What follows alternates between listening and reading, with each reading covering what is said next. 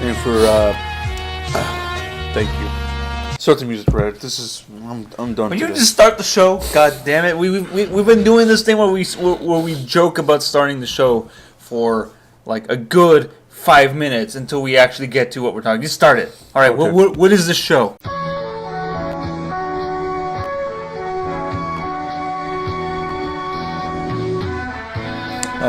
Welcome to a new episode of TaviRadio SatAM. I'm your host, Taviface, followed by my co-host, Mr. Lycan Jones. The Wolfman himself. Special guest? Special guest, baby. From Baby Driver. He doesn't talk much, but he'll be here right with us. He's in the background listening to what let me see. Pumped Up Kids. No, I was gonna make a reference to the movie. I was gonna say Egyptian reggae. Probably, I don't know. Which is, anyways. Anyway, Speaking of movies, we got topics for you guys, but we have first, real topics. Yeah, speaking of movies, let's start with the movie review. So we got another movie review for you boys, girls out there. Cue the music at the movies with Leonard Maltin. Hi, I'm Leonard Maltin. Today I'll talk about the vaults of Disney. What has he been keeping in there? Maybe old Mickey Mouse, maybe Mouse.avi? I was in that story. Was he? He is a character in Mouse.avi. He doesn't die, though, because that would be ridiculous. He's the one who says, like, no, put it back in the vault. Put it back in the vault. Leonard Maltin. Leonard Maltin is a character in Mouse.avi. But I thought he was one of the dudes you listened on a podcast. He is. Leonard Maltin, the real film critic and Disney archive specialist, but what is a character featured.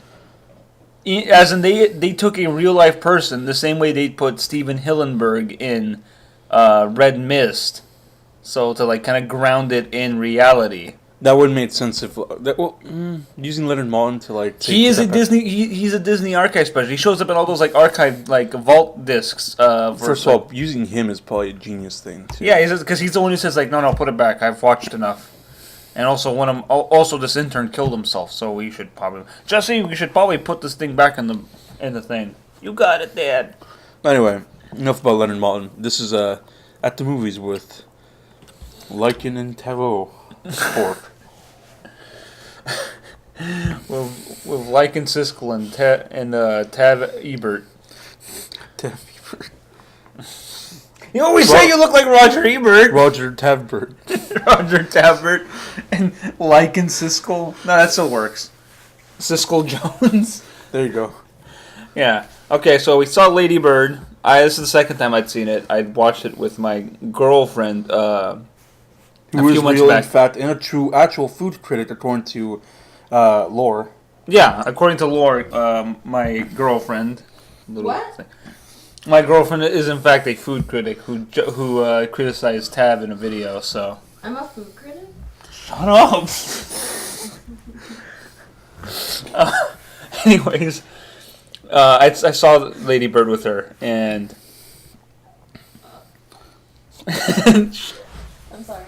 I saw Lady Bird with her, and we both enjoyed it. It's very close to our hometown, and it very close to my heart. And I choked up a few times in that movie because there are a lot of things that I found very relatable and very true to life in it. And watching it again has not diminished my appreciation of it. Watching it, I liked it a lot because it kind of it gave me like this huge flashback to my high school days, especially after talking about my misadventures with the Ant Boy, which again reminded me back to like a lot of stuff to my friends back in high school in the shenanigans we used to do. Nowadays we just kind of chilled out. Ant Boy is MIA at the moment anyway. Yeah, it's weird that he is MIA now, huh? Well, he appears on his Snapchat, but I'm not going to reveal that. Did you say that you saw a Snapchat with him? Okay, guys, quick Ant Boy update. We found out what he's doing. At 1 a.m., he's eating Little Caesars pizzas in the middle of his... How many? There was 2 Little Caesars pizzas in the corner of the room, and a 2-liter Dr. Pepper. When you say 2 pizzas, are you talking about 2 slices or 2 full... 2 boxes. Oh my god. And then there was a 2-liter Dr. Pepper on like his coffee table, and he says, this is the... And like I think his Snapchat, like he said, the good life or something. I don't know. If you eat Little Caesars by yourself, you hate yourself. Yeah, I guess. Well, considering how Anboy is, he probably thinks he's loving himself. He thinks he's doing really good. I mean, people do like Little Caesars. It's good slumming pizza. I haven't had Pizza Hut in years, so I can't talk about that. And Domino's, well, I haven't had that in years too, or actually not years, but like in a while. Well, with like Little Caesars, like of course, the $5.99. You and a couple buddies don't have a lot of cash. You guys want to eat something. That usually fills up people. Mm-hmm. Anyways, get yourself some of the crazy bread, which is arguably the best thing to have. So yeah, I mean, Lady Bird was great. I mean, back to that. Yep, my bad. Yeah. Again, I didn't really relate much to Lady Bird as a character. I would beg to differ. I know. Relationship with her mother, on the other hand, I'm pretty sure you found something to relate to that. Yeah, but again, I felt more like I identified more with her best friend. Oh yeah, I mean, I like considering with your like stories of your friends, I'm pretty sure you and like Julie find a lot in common.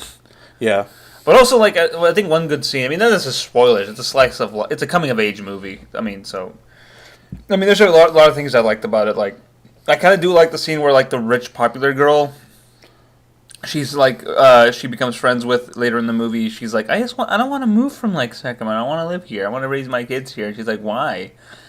And it's just like some people do enjoy living here and like aspire to like live locally. That's not bad. I mean, Sacramento's downtown's finally bustling again. Well, she put the stadium down there. Yeah. Well, there's always been the bars and the vagrants. And of course, Sac Anime's been that area, and you guys already know about that one. Yeah, so you got to rep hometown repping. I mean, again, like we live half an hour away, like roughly half an hour away. Another thing I like too is that I like that the movie calls bullshit on like the second boyfriend and how he's like trying to be all like anti-government and like live off the grid. He's like, I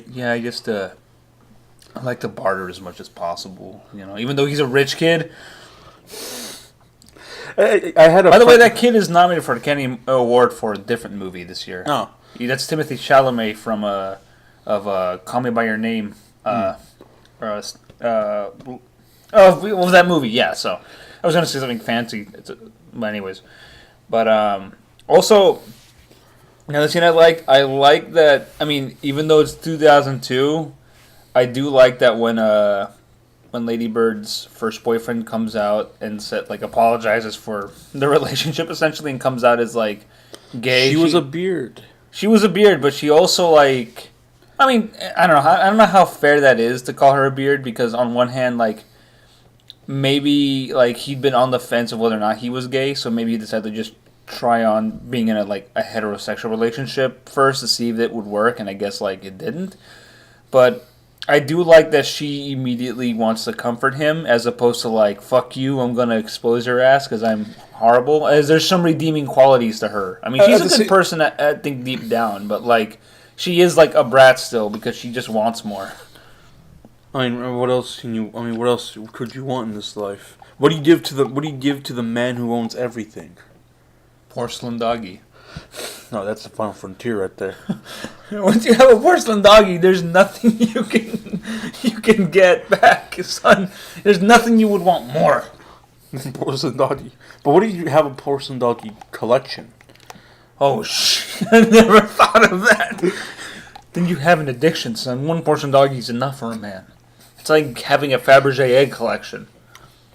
So in the lore now, there's, instead of the 7 Dragon Balls, we got the 7 porcelain doggies that are scattered over the world. There are 7? Oh, shit. I thought one was enough. If you gather, you can get, you can summon the ultimate porcelain dog. You can summon you can summon Dogman, the magical dog who's probably blind. He'll grant one wish. He'll grant you one wish.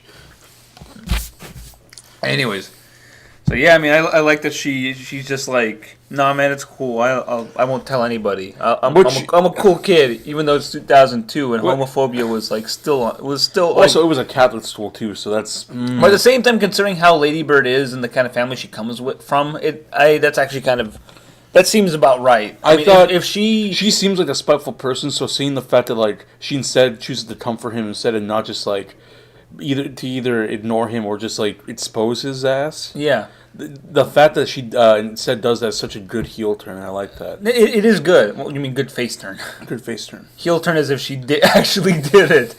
No. I mean, she was kind of just on the fence, just kind of trying to forget about it anyway. Oh, another thing I like too is that I like that her rich friend, when she finds out, these are all spoilers by the way, finds out that she's in fact not a rich kid, like just up and says like, I mean, even though she seems like a shallow kind of like popular kid, she still has a lot of like things that she considers, which is like she has like good, like, she has like some like actual like values that she holds on to, like she holds on to like the fact that she doesn't like liars, and it's just like, yeah, I don't like liars. I don't know why you would lie to me. Why would you lie? I mean, that seems weird. And it's just like, well, she lied to you because she wanted to be friends with you, dummy. But also, like, it's also cool that you called her out on her bullshit. So, I mean, I was expecting you to just kind of like blow her off for the rest of the movie, never see her again. But the fact that instead, well, if you're still dating Kyle, I guess I'll see you around. Also, that like, that's pretty real. Also, that scene where this is going to be a very uncomfortable scene to talk about because now you bring up Kyle and I'm thinking about when she loses her virginity. Yeah. That whole like thing, the fact that Kyle just finishes like that is super, that was so good. That's super real though. That's real. Like, I'm done. What? That's the realest thing. But also considering like he's had sex with 6 other people and that's how quickly he comes, shows like he does not care for the other side of whoever he's boning with, which is very sad actually. But again, that's a pretty realistic. It's pretty realistic. For I knew a guy like that just in high school too. Wow. I mean, he wasn't a rich kid like Kyle, but at the same time, he was pretty much like that Kyle. Yeah. Anyway, not my cameraman Keel though. Wrong Kyle. He's kind of been gone. Anyways, so yeah, it was good, and you should go see it, and it's definitely worth all those awards that it was going for. Okay, so let's talk. Any other updates?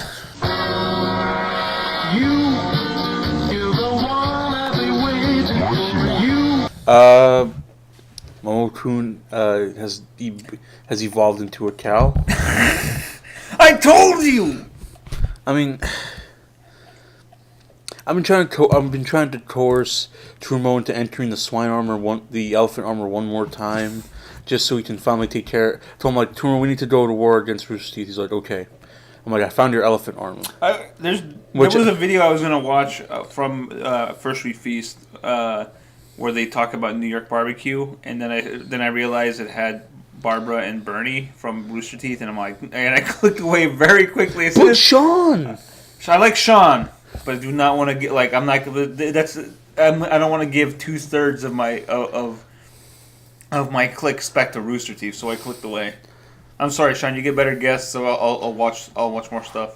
Sean, send more money. I'll send more stuff. Sean always has the best guests, man. I know, but that was like he shit the bed on that one. Also, what a weird guest to have anyway. Rooster Teeth on a barbecue episode. I get they're from Texas, but yeah, well that's what he said. You guys are from Texas or Arizona? Texas. You guys like he intros it with like.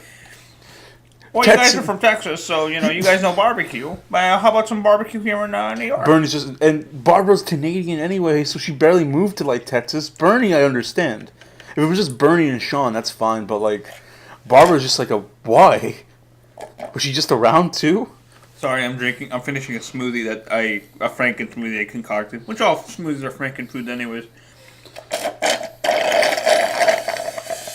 Lycan Jones betraying his cereal comrades by eating a Frankenberry looking smoothie instead of a Fruit Brute looking smoothie. If I were to blend Fruit Brute cereal, it would be brown. It wouldn't be as brown as Fruit Brute himself. I mean, putting cereal in a recipe is pretty. Hi, cereal milkshakes from both Wiener Schnitzel and Burger King. What's up with that? And Sonic. What's up with that? Why do all 3 of those restaurants have the same 3 burger shakes? No, the same cereal. I'd rather down with a hot dog a hedgehog and a king than first dine with a clown. That's a lie, and you know it. I've seen you eat McDonald's, son. I'd rather dine with a king. At least the king has affordable prices. It has affordable prices, but the hamburgers are not up to snuff for me. Like those veggies are so cold and and crispy. Those are salad veggies, and I do not want salad veggies. They throw iceberg lettuce, not salad. Blah.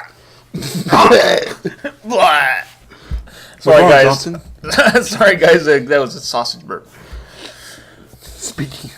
But anyway, what were we talking about? Anyway, we're talking about updates. We're talking about Sean Evans. Sean Evans update.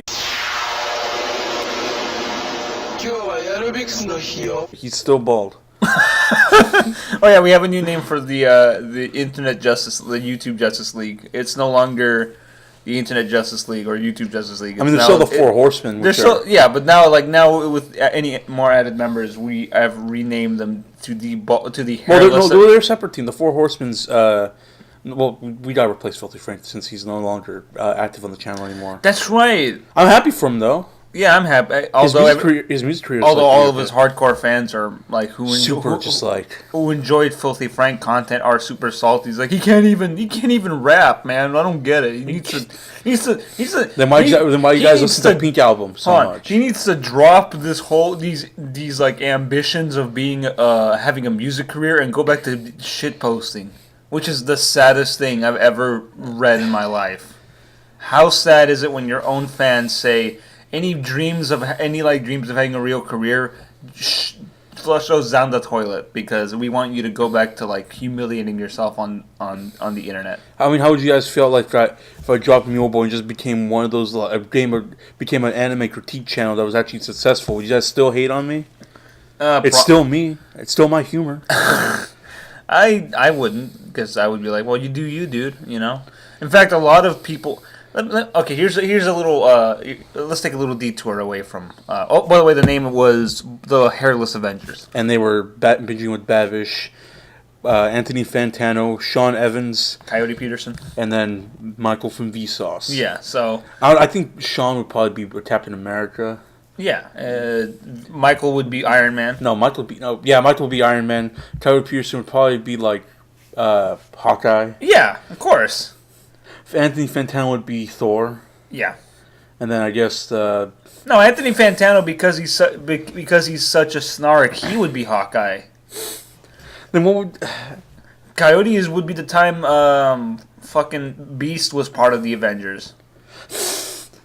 Beast from X-Men was an Avenger once. I'm trying to think, who are the Avengers? Well, does any of them do any of them have a history of spousal abuse? Because then they could be OG Ant-Man. Trying to think, we got Iron Man, Captain, Thor, Hulk, Hawkeye, and Hawkeye, and then I guess Vision. Yeah, the Vision. No, Vision with Babish should be Vision because Vision cooks. Remember, Vision's cooking. Oh yeah, that's right. Babish will be Vision. Michael will be Iron Man. Anthony Fantano could be Hawkeye. Coyote Peterson could be Captain America. And then Sean Evans is Thor, I guess. Yeah, that's fine. That makes sense. But anyway, that's okay. So here's a little. Enough of those boys. Oh god, what was the detour? Oh shit, I forgot the detour. That's fine. Oh wait, no. Let's take a good minute to figure out what I was gonna say. Let's rewind for a second. Bite the duck. Okay, I can't remember, and we should probably keep going. So sorry, guys. I'll probably save that conversation for the next. If it comes up during the podcast, then we'll detour into that then. Yeah, but it won't because Tav wants me to talk about something I did in high school. Masturbate in the boys' locker room. Everyone does it in high school. Oops. I couldn't. Well, first off, I couldn't do that in high school because those bathrooms were disgusting. No one would flush.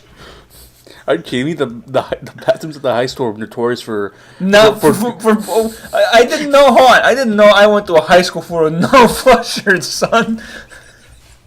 Can we talk about the fact that our high school it was inhabited by?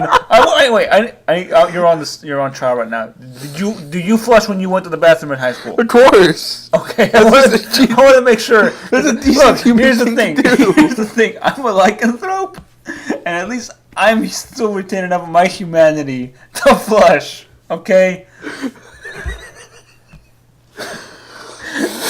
Look, I'm a wolf man, and like even I'm not that much of an animal not to flush in high school. What were you gonna say? It was notorious for living in what?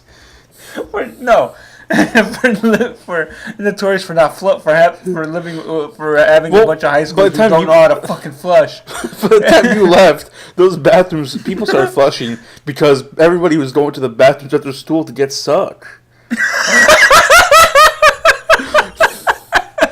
I remember back in the day, like when I was in 9th grade, people were like always spreading rumors about like, man, this one girl like after school was giving this dude suck in the boys' locker room. It was always during fall, during the football season, the spicy seasons. Yeah, well, that's when they need all that. Actually, that's a bad move. Like those football players should not be getting the suck during football season because then they're gonna be all sucked out by the time football practice comes up. Unless it's like an after practice like suck, Yeah, from what it sounded like, it was before practice suck.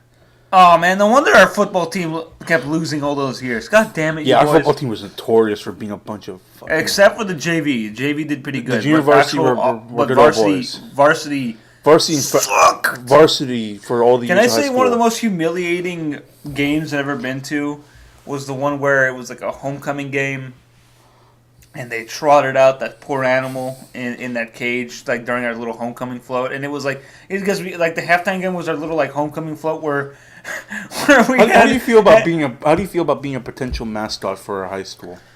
I would have to die. By the way, if you guys don't know, our school the school mascot for the high school we went to is a wolf. Yeah. But anyway, so here's the problem I had. Like, this is the most like saddest football game homecoming game I've been to.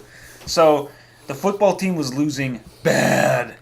Like it was a Roblox oof of like a game, and. We're losing bad already. There's no way of comeback. But they're probably thinking maybe with this little like halftime show of where we show off our float and and essentially like smack talk the other team the other team into like maybe if we trash talk them with their cool floats, including our cheap animatronic mascot float that we built. Point like out of paper mache, pointing wagging a finger at the opposing team. Maybe that might like lift up our morale, and maybe we can turn this game around. It didn't, and it made me very sad because just like these kids work so hard on these floats, and the football team is too busy getting the suck and instead of actually practicing to do a good job out there. Also, to be fair, not to and then with the worst not part, to toot my own horn, but the pep band was always the highlight. Of course, games. but the fact they also trotted out their like wolf mascot. We have like this weird wolf dog hybrid like pseudo mascot type of thing. Yeah, not the guy in the suit, but like we have like this little actual animal, and it's just like, oh, this poor animal shouldn't be here during a losing game. Like it's probably like he's always showing out during games though. Yeah, but I don't know. I don't like cages. I don't like seeing animals like trotted out in cages because it makes me think of the circus, and I'm. This is when you were part of the circus. Oh, Ted, there's so much that you don't know about me. Barnum and Bailey. I wish it was a Mexican circus, son.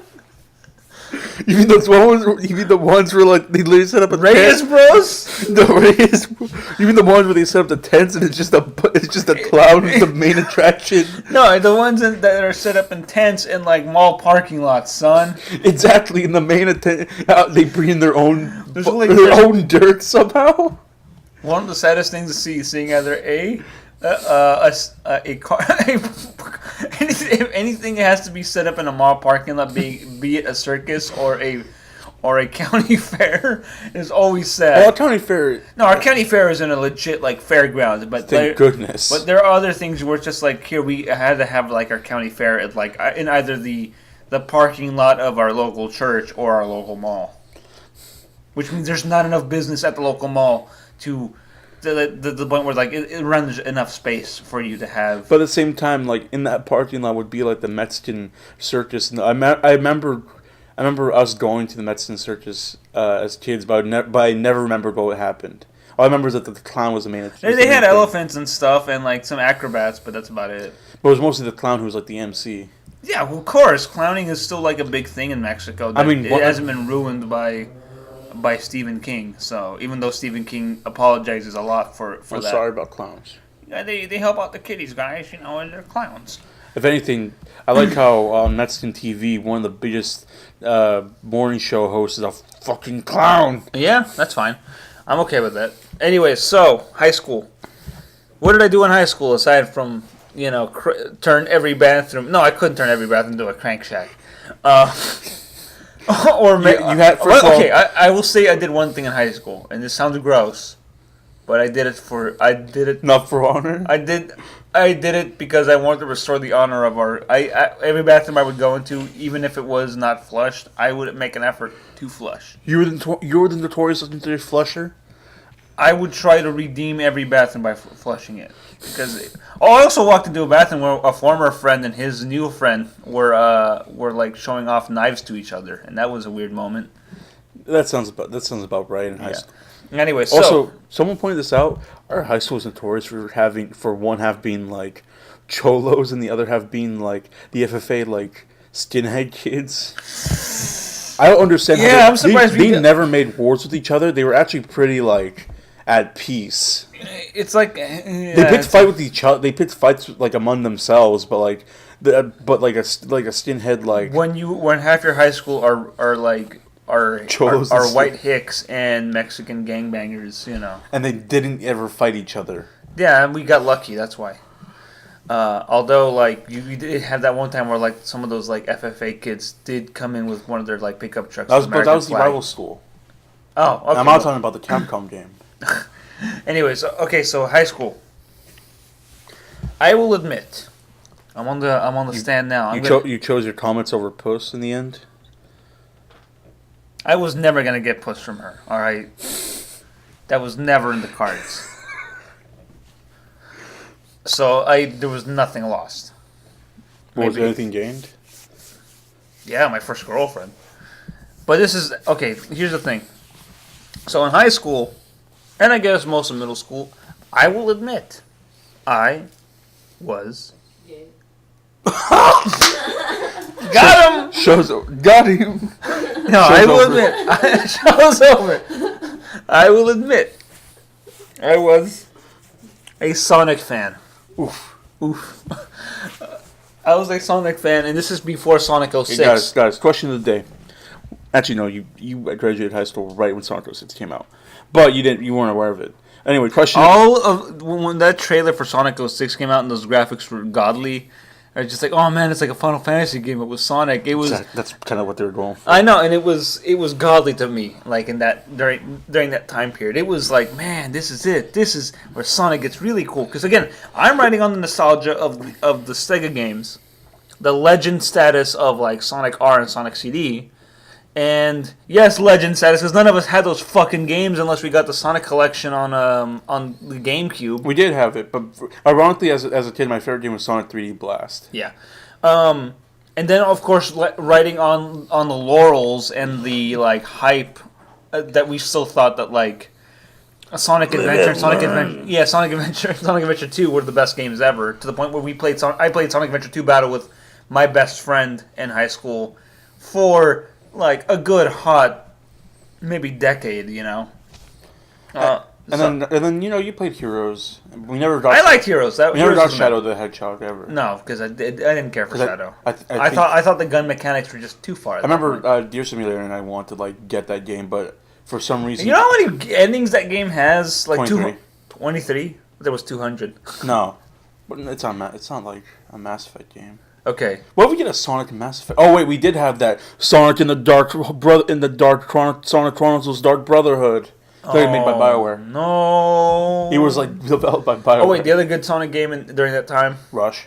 Sonic Rush. The Sonic Advance games, which went back to basics. It's like let's take the modern Sonic art style, put it to 2D, and it worked. Sonic Battle. Sonic Battle's a very interesting game. I like it because it's an RPG, but it's also like Also, the like an storyline was isometric fighting game. Also, the storyline is pretty compelling.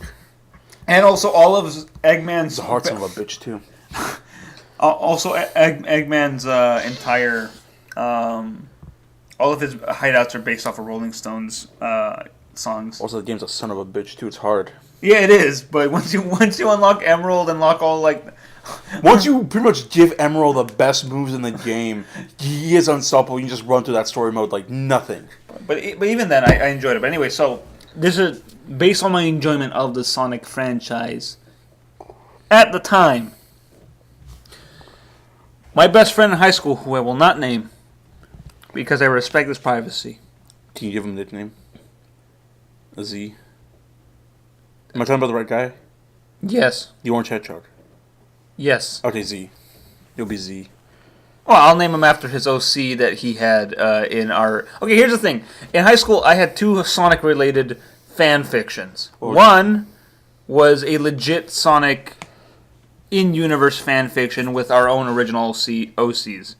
His Sonic OC was this Orange Hedgehog / legendary Chaos Emerald Master Emerald Warrior named Soul. So I'll name him Soul.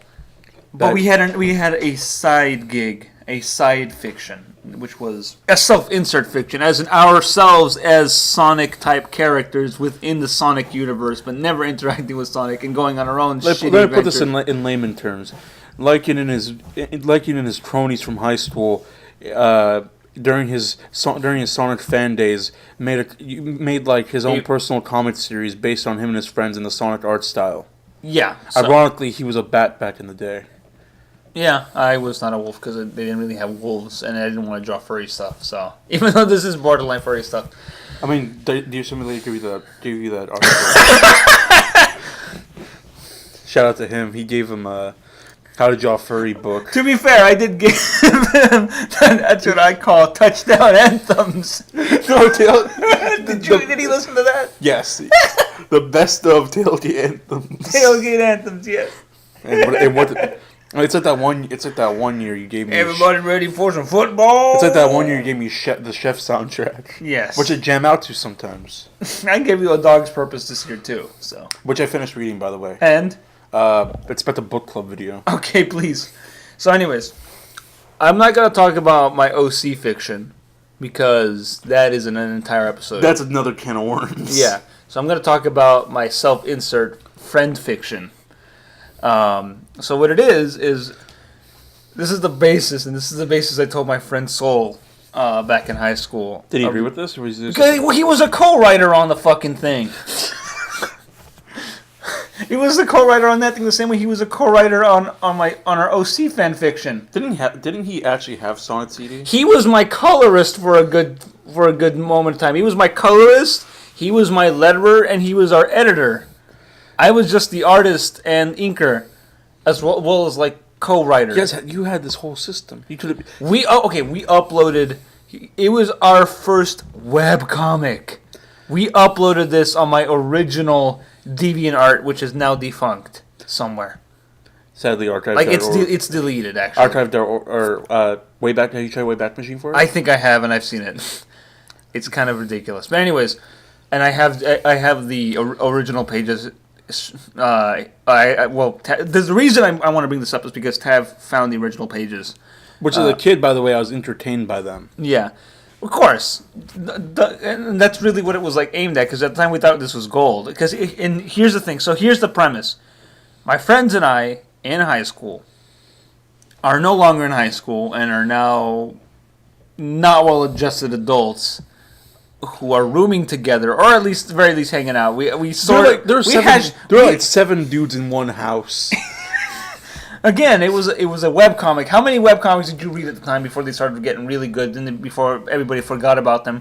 Revolved around a bunch of roommates. Almost all of them, man.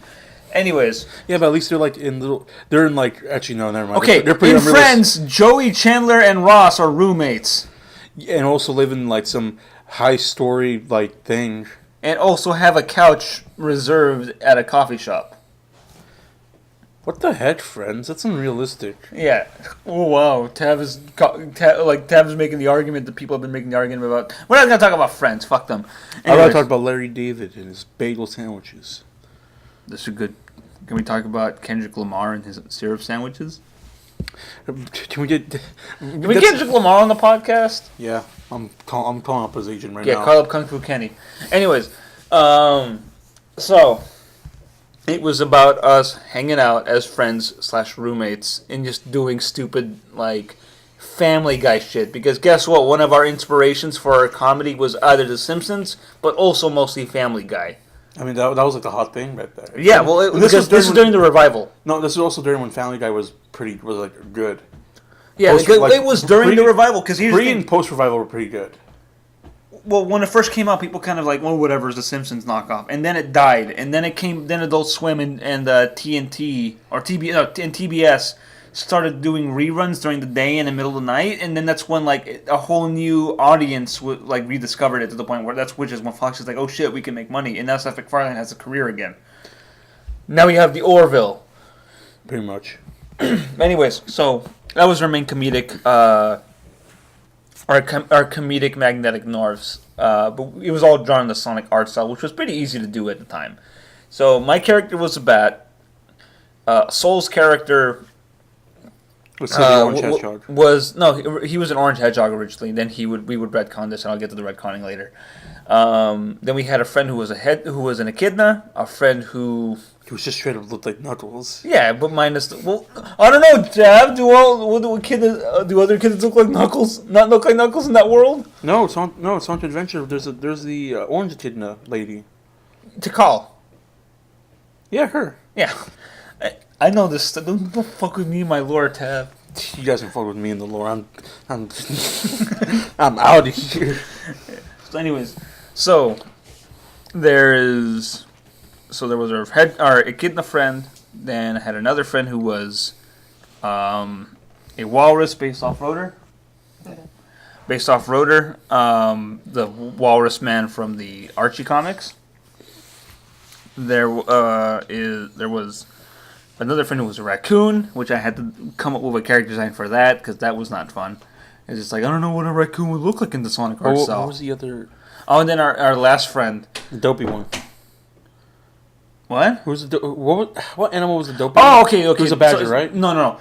There was a mongoose based off of Mina the mongoose, also from the Archie comics, because the Archie comics were our other like, okay, how do I draw this animal in this art style? So I just based it off of like what I saw in those comics. And then our last friend, there was another one. So we have me as a bat. No, we had me as a bat. This is the original group. My friend Soul as a hedgehog, an echidna, a mongoose, a walrus, a raccoon, and a panda who was a cyborg. Yeah, I know. Tav's making a face. And it was pretty much us hanging out. I didn't know he was a panda. I thought he was just a bear. No, he was a panda. Oh. So, anyways, we were just, and it was all about us hanging out, like playing video games and getting into mischief. Like, there's one where it's like, oh God, I think there was one where it was like, also our characters had weird traits. For example, my character at the beginning was an alcoholic with PTSD. PTSD of what? There was a war we were in. We participated in what they call the Canadian American War. We had to make up a whole fucking war. So there was that, and then there was then my friend Soul. He's just, I don't know. He was just him as a hedgehog, really. Yeah. Our friend who was an echidna in the story. He was just him as a gamer, but more exaggerated. We exaggerated his love of video games to the point where he also had a Super Saiyan mode. I'll get to that. No, we exaggerated his gaming stuff to the point where like we made an entire arc where. There was our first like long arc because we did a bunch of little one-page comics, like one where it's just like Soul confronts me about going out to drink because again, making alcoholic jokes about me, even though we were in high school and I had never touched the stuff, was hilarious. Like, that's what we did. And then our first comic was literally about me going to rehab, or tricking me to go into rehab, and it starts off with my friends having a room, or hiding in a room, and then coming out and like jumping like intervention. And the first time they do it, it's like our kid and a friend, and he's just like no, and just like remember like no. It starts off as like remember last time we tried to hold an intervention with one of our friends, and it's our friend, and it's our gaming and kid and a friend. He's just like, and he like. Pretty much turns into Emperor Palpatine's. But he whips out a gun. He whips out a gun and shoots our mongoose friend in the leg. And then the second time they hold intervention, it's him. He shows up first, and he thinks the intervention is for him, and he does the same thing. And our mongoose friend's only reaction is like, "Oh, not again!" Because the first time he gets wanged in the leg is like, "Oh no!" And second time he's like, "Oh, whatever. I guess it happened again." Oh, and then I show up, and then just like you can't send me on an intervention. I don't have a problem. You don't have a problem. Give me your flask. And then I give him a flask. He's like, in your flask, in your other flask, in your other flask. And then like after an hour later, I just see this pile of flasks, which I have whipped out of my body through, because I have pockets. The subspace. And he's just like, okay, I've given you every flask now. Are we done here? And it's like, no, we're sending you to rehab. And then like these two orderlies who are based off Banjo-Kazooie and Donkey Kong bust through a wall and then drag me off. And then I come back and it looks like I've just been on like a Hawaiian retreat, complete with like a Foofy Lulu drink in my hand, which means that the fucking thing didn't work.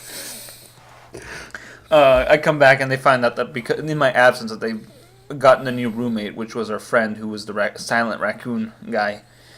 And then I get angry and I drink like a bottle of vodka and then like get like a match and then pretty much turn into an impromptu flamethrower on our friend who's the so you pull a mongoose. Grinch. I pull a Grinch. I pull a Jim Carrey's How the Grinch Stole Christmas. I pull a Dr. Seuss's How the Grinch Stole Christmas. The Jim Carrey's? No, that's the name of the Jim Carrey one, actually. It's Dr. Seuss's How the Grinch Stole Christmas. Yeah, Dr. Seuss really envisioned the Grinch stealing, setting a Christmas. asking some dude for his flask, grabbing a match, and then drinking some of the flask, and then just.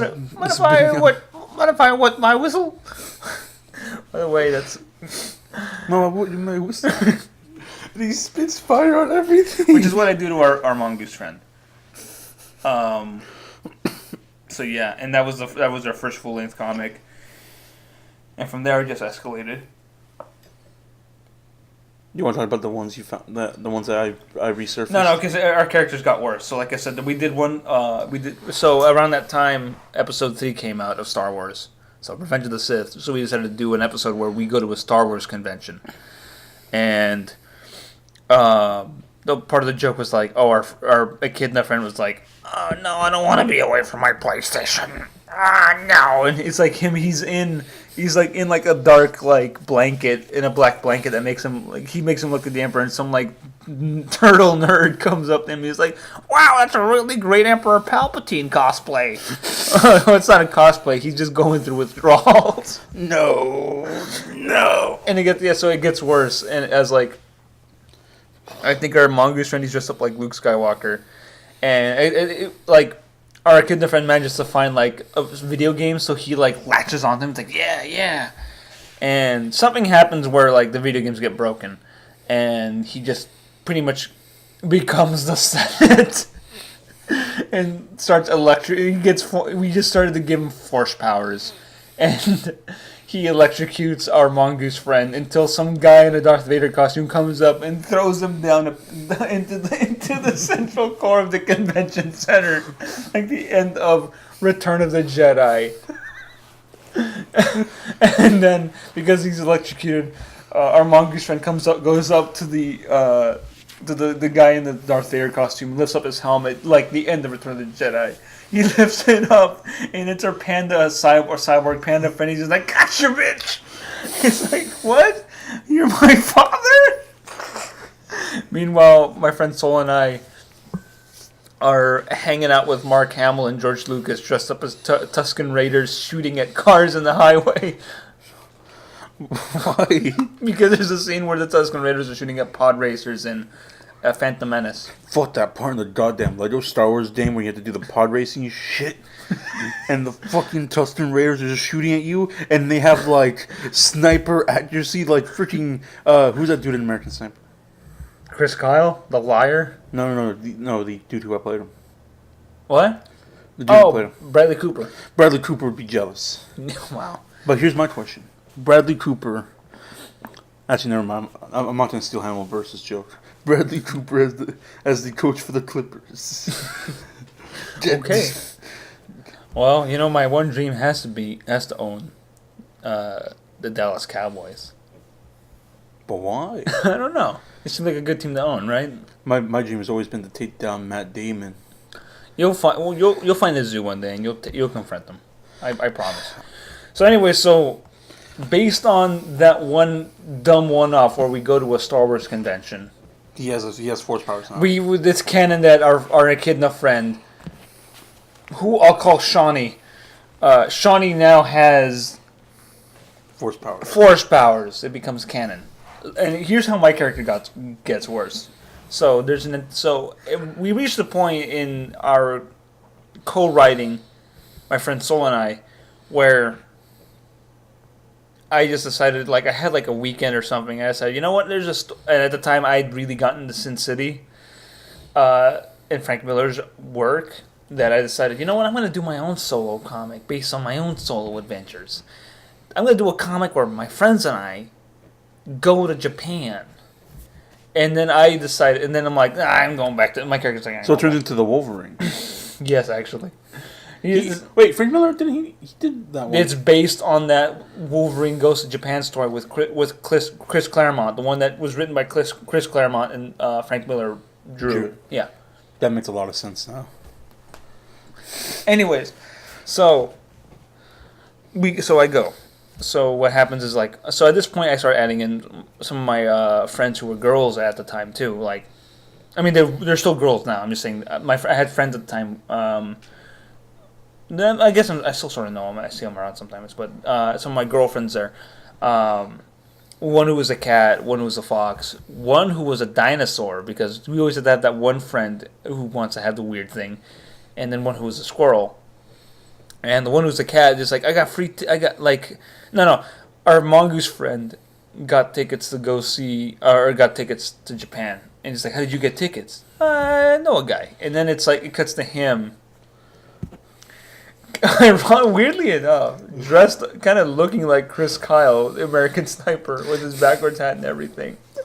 Shooting John F. Kennedy. What? Why? So yeah. Who was really on the grassy knoll?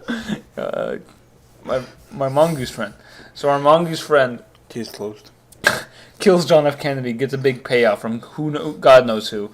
And pretty much blows that money to get tickets to go to Japan and take all of our friends, because he's that sincere, you know. So does this comic take place in the 1960s now? No, it's still like mid to late 2000s. Then how did he kill JFK? Did he go back in time? Like I don't know, but man. JFK is still alive. It was an alternate timeline. It was a dumb joke. Okay, it was a Family Guy cutaway joke. God damn it. So we get the tickets. God, who says pass? God, it's not. Echidna? No. Someone doesn't want to go. I think it might be Shawnee who decides not to go. No, because someone decides not to go, and Shawnee's like, well, who's going to replace him? And then that's when our cat friend comes in, like, slams the door in front of him, because for some reason he's standing next to a door. The raccoon, probably. I guess, but anyways, one of them doesn't go. She takes her place. So it's our mongoose friend, our Soul, myself, our cat friend, and our panda friend go. Our echidna friend, who got his face broken in by a fucking door by her, stays home to convalesce. And as we're on the airplane, just like, oh god, I hate going to Japan. I remember the last time I went there, and it's like it was after the war. It was after the war. So was this the arc where you introduced the Batgirl? Yes, I'll get to that. So I guess after this fictional war that I'm a veteran of, that I did not come out all right from, I go to a bar. I meet some random older Japanese gentlemen, and at that point, a bunch of yakuza wearing stupidly designed like masks come in, and he gets into a fight with them, and then I join in because I can't stand for this kind of shit. And then we're like, oh, cool, that was fun. I'm glad we killed all those yakuza guys. And he's just like, you look like you need a place to stay, and you help me fight off these yakuza guys. So he invites me to stay over at his place because Japanese hospitality. And when we get to his place, his wife and daughter are dead because they've been killed by the same yakuza guys. So we decide to come up with a plan to pretty much murder an entire gang, like entire crime syndicate, which we do. And it was so brutal and horrible that as I flew back, I spiraled into an alcoholic depression because hold on, because the war was not enough to turn me into. Although I get PTSD later from the war, but also like the atrocities I committed against a crime syndicate was enough to like also turn me into an alcoholic when I got home from Japan. So yeah. And I come back and I visit him, even though like even though I have a little bit of like trauma from it, but for old time's sake. And while I'm there, some like two other like gangs, like Japanese gangsters, come up and they're like picking trouble because he's still letting Japanese yakuza come into his bar for some reason. And I pretty much pull an Obi-Wan Kenobi in A New Hope and like slice off a guy's arm. But why? Because he's picking a fight with me, and I just happen to have a samurai sword on me. It's like the topology is like, how come in the beginning of the Super 13 movie, why does Trunks have his sword on him if they were going shopping beforehand? Oh. Why did your character have a samurai sword on him? He's got like a regular European broadsword. But why did he have a sword in general? I don't know. So the one that didn't get his arm cut off runs back to his boss. And his boss is like, well, guess we'll have to take on this guy Jin, but I'll send in my beloved daughter who is our top assassin. Because Kill Bill had also come out at the time. So I'm walking home at these Japanese docks for some ungod fucking reason. Oh, is this a story how your character has the boat that's later used for... Oh, no, that's a different one. I'm just hanging out at these docks, and my character Lampshade is like, why am I hanging at these docks? And which is when this Japanese assassin girl, who's also a bat, starts attacking me, and I don't even fight her, I just like run away. And she ends up pinning me to like some brick wall with like shurikens. And then at that point, some random rival Japanese ninja group fires a rocket launcher because nothing is ninja like a rocket launcher at us. I mean, and the brick wall, which I guess was attached to nothing, sinks into the ocean, and it looks like I'm going to drown. But she gets away, which is cool. Why is this story convoluted? So, anyways, but I managed to escape by tearing my wings, because I guess like I'm. I guess the shurikens pin me I get pinned by the wings, like some like stupid thing. Anyways, but I escape by tearing my wings. Still managed to fly away on ripped up wings. And I get back to. Oh, you were wet too. Yeah, and then I get back to the bar I was at, where I'm wet and bloody, and I'm like, alcohol, keep it coming. Again, I'm in high school. Matt's pain. And after like a couple of drinks later, I explained to the old man, like, yeah, I got into a fight with this. He's like, wow, sounds like you getting in trouble again, huh? You got me in trouble the first time, you fucking old man. so he gives me like, well, looks like I need all your old equipment, which he has under his bar for some reason. He gives me like a sword and some other stuff, and then I decide to sneak in. I don't know how I find out where she's living and hiding, but I go in. I sneak in, and I guess one of the jokes, because I'm a bat and bats hang upside down, is that my character can like walk up walls, like and walk on the ceiling like they're nothing. So I'm walking up into a ceiling, and I sneak in while she's doing her makeup, and because I'm a high schooler, so I want to throw in some cheesecake. So I put in this. I think she's like only 18 at the time, but I put that character into like she's like doing her makeup or like brushing her hair in her underwear in her room, which is, again, this is what I think girls do at that age. And I sneak in, and the first thing I say, in retrospect, this is gross. I say, from this angle, you can see all the way down to Tokyo, if you know what I'm talking about. Oh. And she gets mad, and she like whips out a knife. But then I whip out a gun, so so I've got the advantage. Plus, I've got the high ground. And before I could do anything, before we get into a fight, I hear something. I hear like a beep go off. I'm like, oh shit, we gotta get out of here. And for some reason, I grab her and I jump out the window, and the entire like complex that she lives, her whole home, blows up. Assuming that her father and her whole clan or crime syndicate, fucking whatever, are dead. And I'm like, wow, good thing we weren't in there, huh? I'm like, well, no. I say, wow, I hope that thing wasn't short. And You have to tell me twice. he's up in the Stone Age. So she gets up and runs away, and he's like, "Where are you going? To get revenge, dummy? This is the cause of a clan, like a rival clan, obviously." Just like, well, we still got it. Actually, you know what? The reason I even want to fight her isn't because she tried to kill me. It's because she stole my flask, which is never shown until now. And she's like, it's like, oh, that old thing, I threw that away. And she goes off the fight, and she like rips through his entire ninja army, or sneaks in, like around his entire ninja army, and she gets into a fight, or she's about to get into a fight, and then I burst in covered in blood, with like a 9mm handgun and like a samurai sword, and he's like, oh man. I was like, oh, what? There's another guy now here? He's some foreigner here? A ninja army, attack him. Oh, your ninjas are dead. I murdered them all. So after murdering an entire ninja group, we get into a 3-way fight. And I end up getting my hand chopped off. Fucking Luke Skywalker style. And she gets disarmed.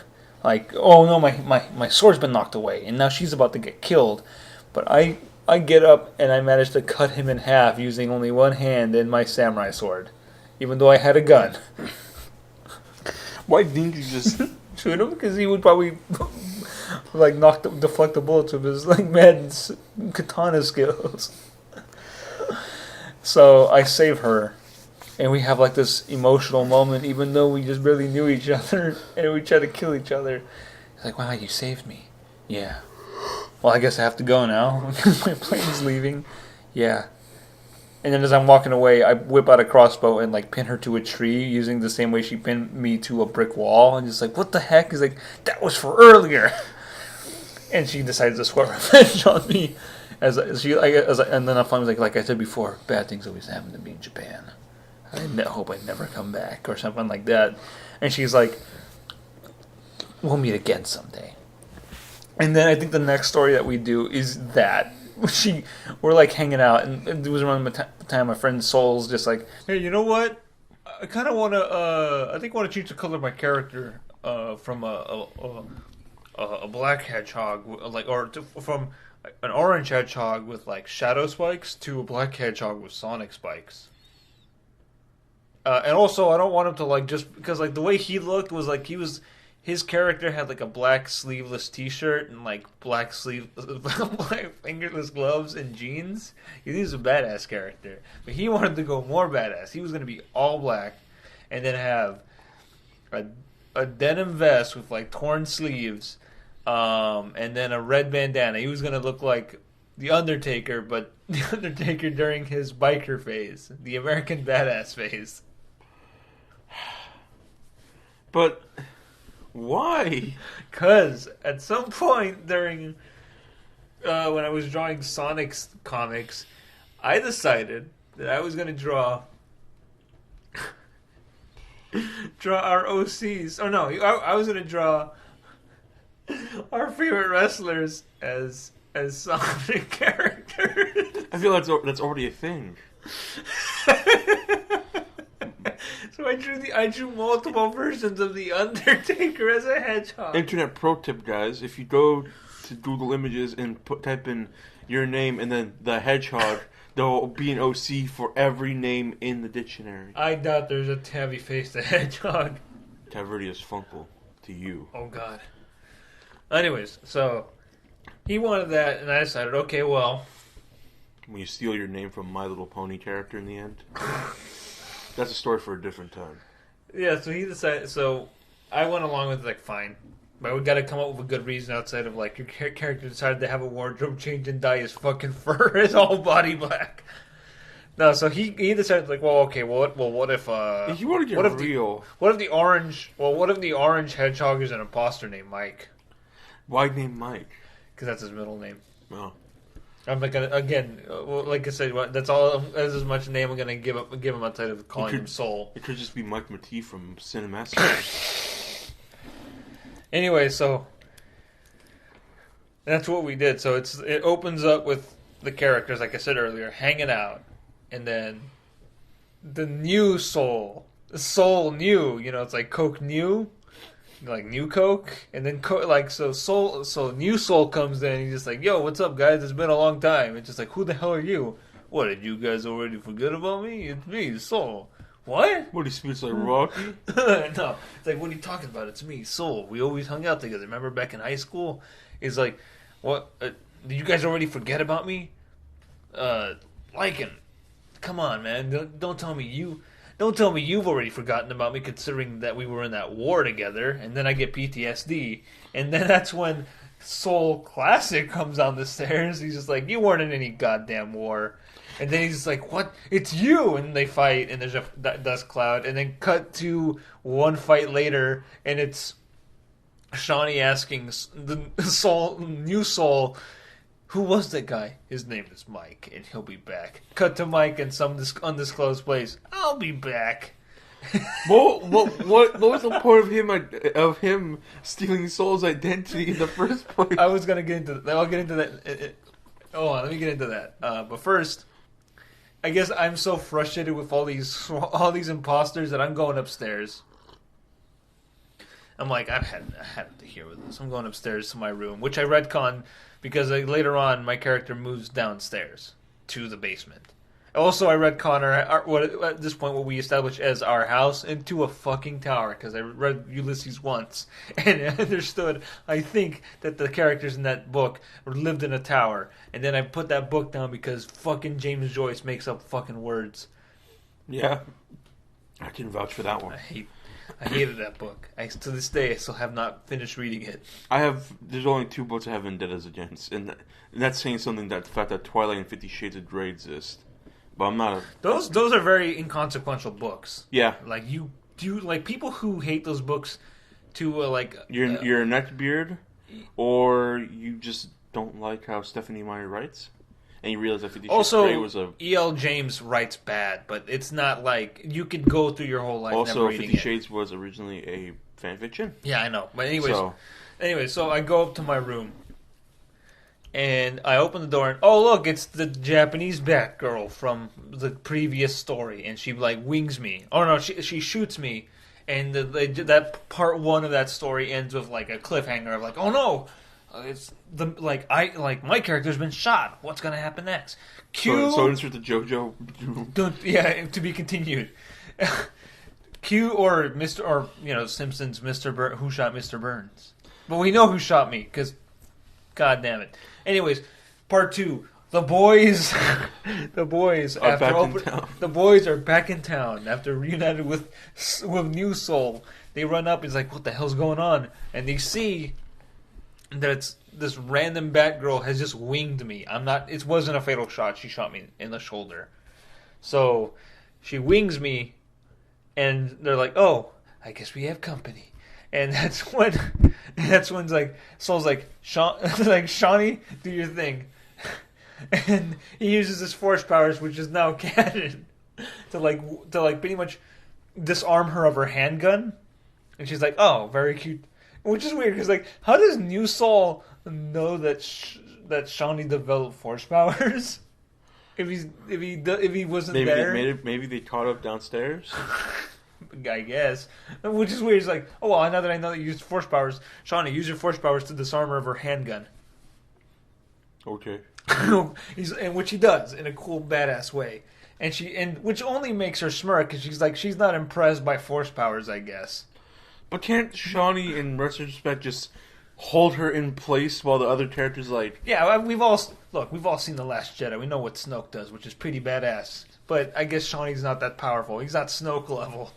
He's like, would you call him like Dooku level? No, Dooku wasn't even a Jedi, was he? Dooku was a Sith, and did Dooku have force powers? We never see it, but yeah, it's implied that he does because you can't be a Sith without like being force sensitive. Oh yeah, General Grievous didn't count. No, he wasn't a Sith. But he was a four-armed badass. He was until Obi-Wan shoots him, and then he just shortest fight ever. Thanks for nothing, Lucas. He was cooler in the animated Clone Wars. Turmo is General Grievous? Yeah. Are you Obi-Wan? That's more like Saber's my Anakin. Oh no! I have that high ground, Saber. Okay. Are you gonna jump up so I can cut off your arms and legs? No, I'm happy. You're gonna stay down on your little lava raft. You have to come up sometime, Saber. Come on. Just jump up already. What if I just walk up? Walk on lava.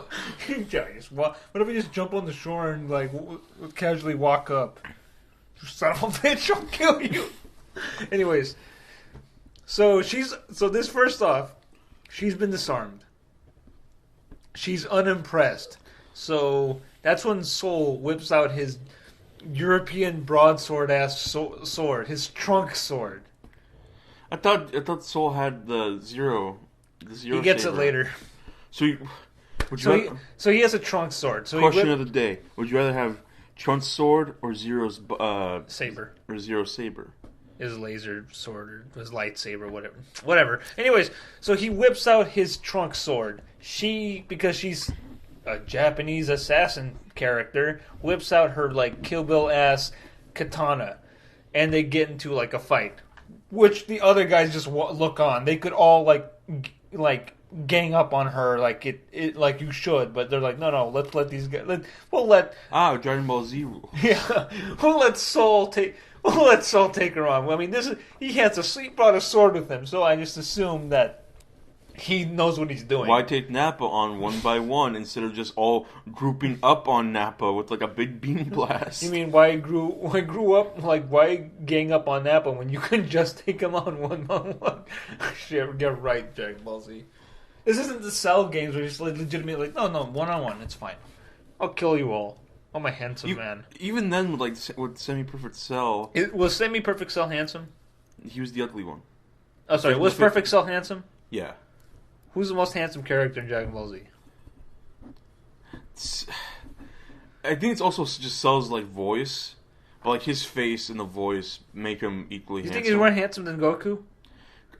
Here's the real question: is Goku even an attractive character? I think he's got a boyish face and attitude. I think Gohan. I think Vegeta's got a harsh face. I think that really high widow's peak is hard to love. Jeez. Bulma loves it. Kudos to Bulma for looking past that insane receding hairline.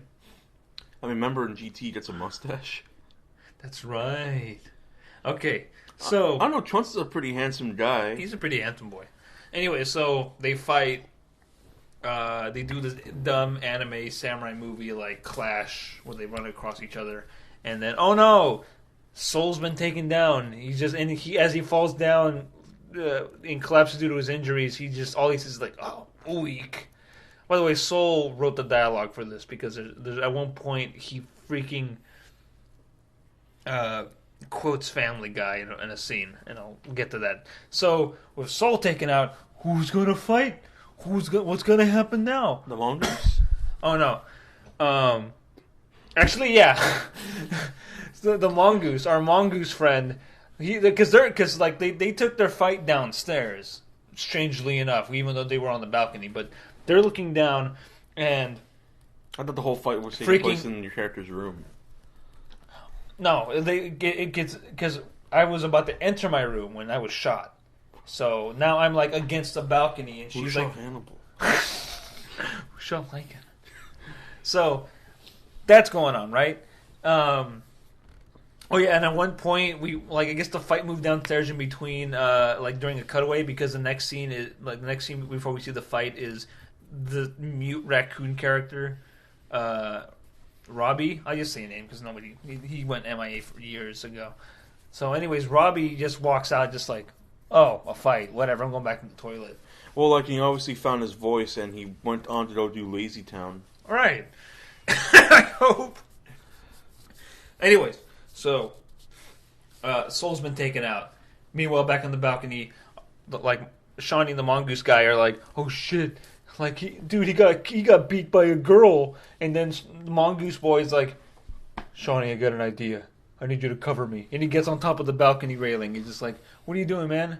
Just cover me, okay?" Oh god, he's dead. So he jumps off the top of the balcony. He's diving towards the Batgirl, and he yells, "Flame on!" To which Mongoose Man bursts in the flame, misses the mark, and crashes out the window. And she's like, "Oh, fuck was that?" He's like, "That was weird." And then so Mongoose guy has fire powers, or did he set himself on fire? No, he just magically realized that he was the Human Torch all along. So that luckily that provided the distraction enough for the cyborg panda to show up and X-Buster. No, not X-Buster. Cyborg Sonic Blaster. So she does that, right? Sorry, he does that, and just like, oh man, all right, that's that. But no, she comes back up because I guess it wasn't enough to knock her out, and she tosses her katana into the mouth of the blaster, exploding his entire cyborg arm, knocking him unconscious. That's when Mongoose Boy comes in, and he's burnt his clothes off. He's naked, so all he had to pretty much scrounge for a towel outside of the house to come in back. He's like, "Oh man, what did I miss?" And she's like, "Well, at least he's got a towel on." And she whips out a Bowie knife, and he's like, "Oh shit, I'm dead." That's when Shawnee comes in and uses his force powers to knock her into the kitchen. And then cue sexist thing about women in kitchens and being powerful there. And Shawnee gets his face caved in by a frying pan that she threw. And then, again, Mongoose Boy is left alone. To which, by the way, he's the butt monkey of the series. So, oh man, I guess Mongoose Boy's gonna get killed now. And then that's when I swoop in, take her into an aerial battle. We point guns at each other. Swoop in aerial battle? Did you say that because it was a bat? Yeah. So we're both up in the air, pointing guns at each other, cocking the guns. To which the cocking sound is a click, which is when Soul wrote "click click bloody click pancakes." I'm not amused. It wasn't funny at the time either. You're not amused at all. We both shoot each other at the same time. I fall back through the roof. I guess the fall was enough for me not to just land on the roof and roll off, but crush through the roof. I guess we were up that high, and I didn't break all my bones, or maybe I did. Maybe the bat character's just heavy. Yeah, maybe. Then she falls into into our girlfriend's house, which we established there are neighbors.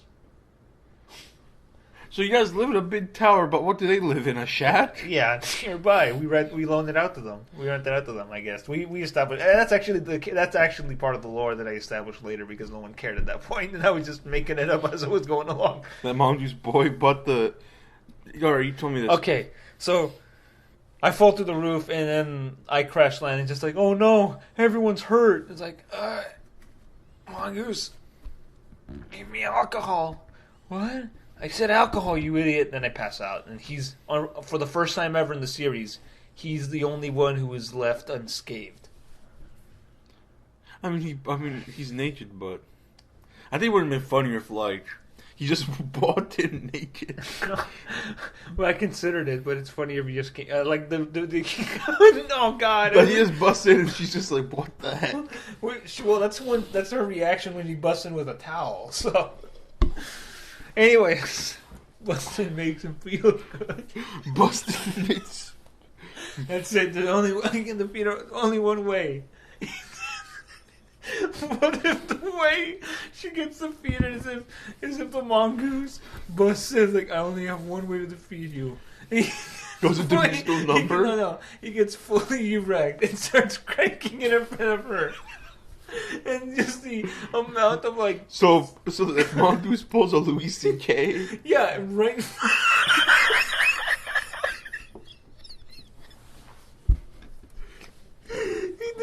by pulling a Louis C.K. And she's so mortified that she leaves, but he still loses in the end because she'll just report him to the police. But then we can report her back because this is it's okay because she was an intruder and we were defending our home and this is the best defense. That would have been way better. Yeah, I mean.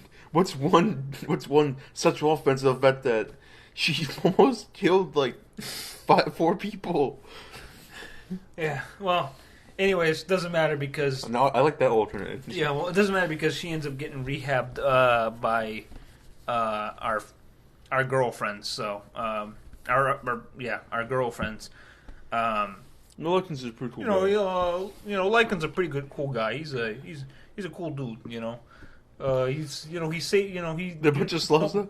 Pretty cool guy. He's a pretty cool guy, very cheeky breaky. And she's like, well, I guess you're right, considering that he saved my life and helped me, avenge my my crime syndicate family.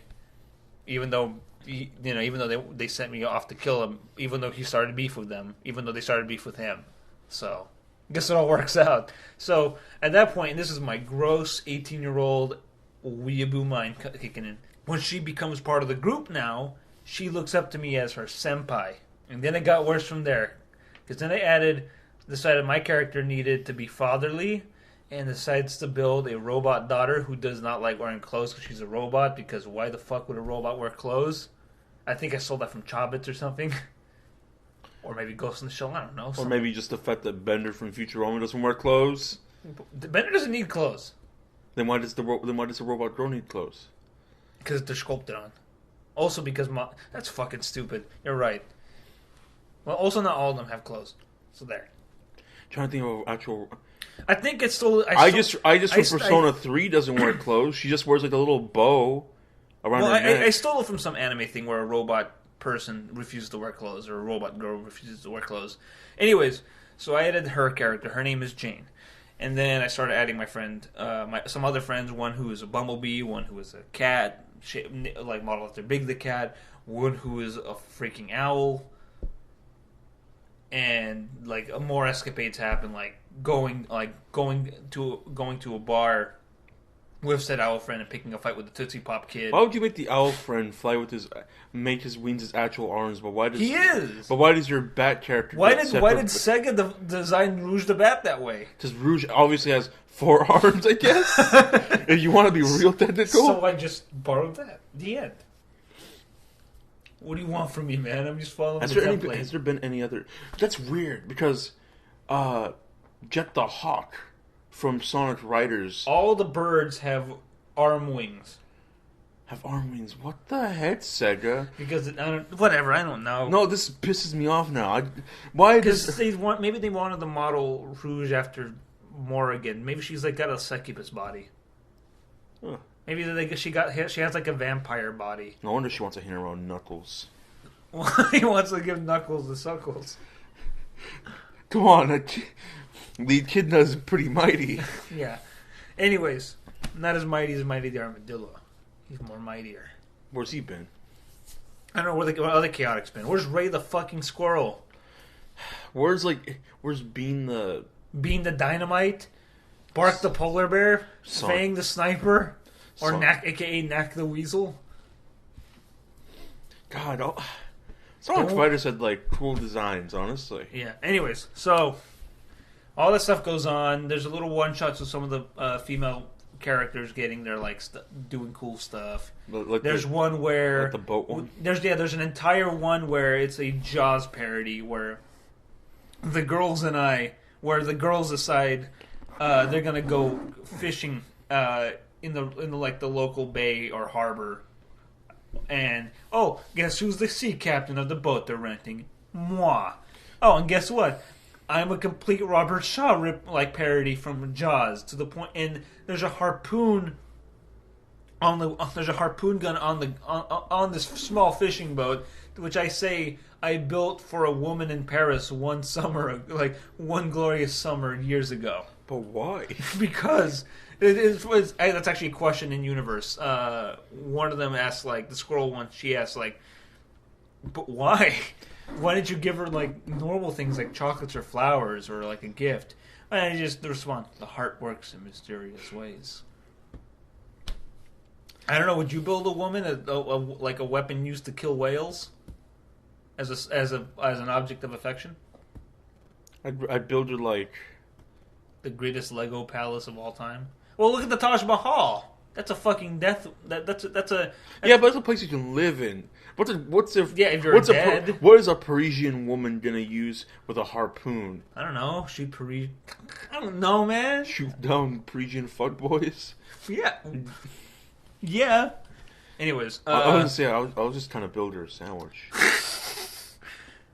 Well, I'm glad you're finally breaking gender roles because as opposed to asking her to make you one. Hey man, like listen up. Pro tip: if you want women like a man who can cook, because it shows that you're good with your hands. Yeah. Anyways, so there's that one which went unfinished. There was one of the few ones that I managed to finish was one where everyone tells stories and all the stories are based on are just parodies of stupid genre stuff. Like one where Shawnee and the Mongoose guy are being surrounded by a bunch of hippies in a covered wagon, and it's like a cowboy thing, but they're hippies instead of like Native Americans. And then instead of like the cavalry showing up, it's a bunch of French soldiers and me on a giant iron horse riding down. And was the horse made out of iron, like mechanical? It is a mechanical horse. I want to say, or was the horse decked out in iron? No, it's a mechanical horse. And then there's the weirdest one that disturbed Tav the most. The one where my robotic daughter gets left. Tav's face is priceless. The one where my robotic daughter gets left alone. Because she overslept. She overslept, and her girlfriends went on some epic journey, which is undisclosed. It's just like whatever, and she's feeling lonely because she's the only girl in a group of guys, and I decide, you know what? We're gonna make this up to her. Let's all dress up like women and hang out with her, so she doesn't feel... I don't understand why you guys just didn't have boys' night, but with +1. Because it was... I don't know where my mind was going, because there was a strong urge to have my character in drag. To look like Mae West specifically. I think I was into Mae West at the time, and that was it. But so it was your excuse to just dress up my character as a sexy Mae West version of a bat. Or a sexy bat, like a Sonic the Hedgehog bat version of Mae West. Keep going. And I convinced the other guys to do so. And that lasts for about a panel. And then the rest of it is literally my character acting like Mae West and charming and befriending A robot. a robot girl. And it's so badly written. It's like Chris Chen level of like trying to write politely. Is Luck in here? He went to go get popcorn. Oh yeah, and then at one point, At like, the end. At the end, after like at one point, I'm sparing the details. Okay. At one point, towards the end, Jane, my robot daughter, comes up and just like is like, oh, guess what? My friends are coming home from their adventure soon. You're gonna get to meet them. We're all gonna be friends. It's gonna be awesome. And I'm like, about that, I have to go now. My planet needs me. No, it's like I'm actually gonna have to go. But why? You just got here. I can't say, but just know that you're a good melon, and I always loved you. I'm gonna miss you. Me too. The end. It's just like I literally pulled a Poochie on her. I literally pulled my heart to go. My planet needs me. She never asks why or where or anything, and then everything just goes back to normal, except for the fact that my owl friend catches me going into drag again, despite the whole ruse is over, and then believes it's still that other person, and he's like, "Oh, I thought Lycan was here. Where'd he go? Oh, I think he went to go get popcorn. Okay, cool." It's like he's inviting me to go to the movies, and I've already gone to get popcorn. Why? This is mean. Don't have to get popcorn. You don't have to tell me twice. Except Hold in on. Stone Age. Hold on. Let me try to bring some sense into this. So you're implying that your character's either upstairs next to the microwave, or you took your ass to the theater just to get popcorn, which people do. People only just go to the theater to buy popcorn and then leave. No, we're talking about my owl friend coming over, being let into the house, going to my room, not knocking, bursting into the room, catching me putting on makeup and wearing a wig, not even having the dress on. I'm still wearing my regular clothes, but I've already made up my face to look like a woman's so well that it fools my owl friend. And my owl friend not only looking from the neck up, immediately covers his eyes. It's like, oh no, I stumbled onto a lady applying her makeup in Lycan's room. So I'm going to be polite. Oh, is Lycan here? We were going to go to the movies. Oh, I think he went off to go get popcorn. Okay, thanks. Sorry again. No problem. The end.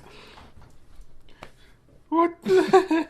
And then it got worse. Because then I decided the Woodlanders needs to end. It's time for Their time is over. their time is over. It's time it came to an end. I think it should have been a better ending if, like, No, hold on. Shrek and the Fairy Tale creatures invade the town. You guys have to defend it. Well, close enough. So this is what happens. So it opens up in our fantasy version of our boony town, which I've modeled after San Francisco now. You know what they say? It's like a San Fran, Tokyo, New York thing. Yeah. So Orleans. San Fran, New York, Angeles. You got the entirety of New Orleans. New Orleans! You've got the whole city New Orleans. trapped in one room. Yeah. Can I see? Shit, no. By the way, that's the best Steve Hams parody I think of all time officially now. Anyways, so there's a bridge. This Espio looking chameleon motherfucker in samurai armor is overlooking the ocean. Up comes yet another female bat character implied to be Asian. And she's like, How come the madam, female bat character was blonde if she was Asian? she dyed her hair. Ah, so she's a Yankee. Yeah, Was that the implication, or Yes. or was it just designed? she's a Yankee. Well, gotcha. That makes sense, actually. Yeah, so it's all right. Because remember in Cromartie High when one of the tips of the main character, one of the tips of looking tough is that he bleaches, is that he shave his eyebrows and bleach his hair. Yeah, because that's a thing. Yeah, so this is the Yankee thing. So yeah, she's a Yankee. A polite Yankee, she calls you senpai. Well, she changes. She's still kind of tough. Anyways, so Cue another female Bat character with long black hair and like a fur coat and a Chinese dress. She is this comedian guy's boss, and she's like, Are the plans ready? Yes, let's do this." So Why does your character keep messing with Asian people? yeah, okay. So here's the thing: this Bat character, it turns out, is the daughter of a Chinese gangster who took over our boony town's Chinatown that now exists. And there was a point after the war, before the war, before I went to Japan, where I became a private investigator and took down the entire triad. Were you like the Scott Shelby type of character? Or? No, I was actually based that one off of my favorite detective novel series, the Elvis Cole ones, like Stalking the Angel. Actually, specifically Stalking the Angel. So myself insert was a war veteran, took down a bunch of Chinese gangsters and killed the boss, and then afterwards went to Japan on a trip and committed mass murder. All after the war. And none of that, and only after, and then went to an alcoholic downward spiral, and then moved in with his friends and to bum off of them so he could continue his drinking habits. Didn't any of them have jobs? No, Or were you guys all just a bunch of woodland creatures? we were all bumming off of the mongoose guy. To be fair, I think maybe the panda guy, because he's an inventor, has like a bunch of patents and maybe some war machines that he's probably sold. He's probably the Tony Stark of the group. I mean, also you're a war veteran, so I imagine you're just... So it would imply that you're living off the government anyway. Medal of Honor, son. No, I'm kidding. I never got the Medal of Honor. Anyway, so Did your bad character even get any... I later on established that both my character and Soul's retcon character were both POWs for a good moment of that fake war. So you're more... Of the by the way, it was the Canadian-Australian War. Why were you guys... So you guys fight for the Canadians? No, we were fighting with obviously we were fighting with Canada. It was really like a brotherly battle. We wanted to see which brother could impress England the most. It was a standstill. But England is my city, and it weren't for team. One for Lycan's shitty Sonic stuff, it would be quite shitty.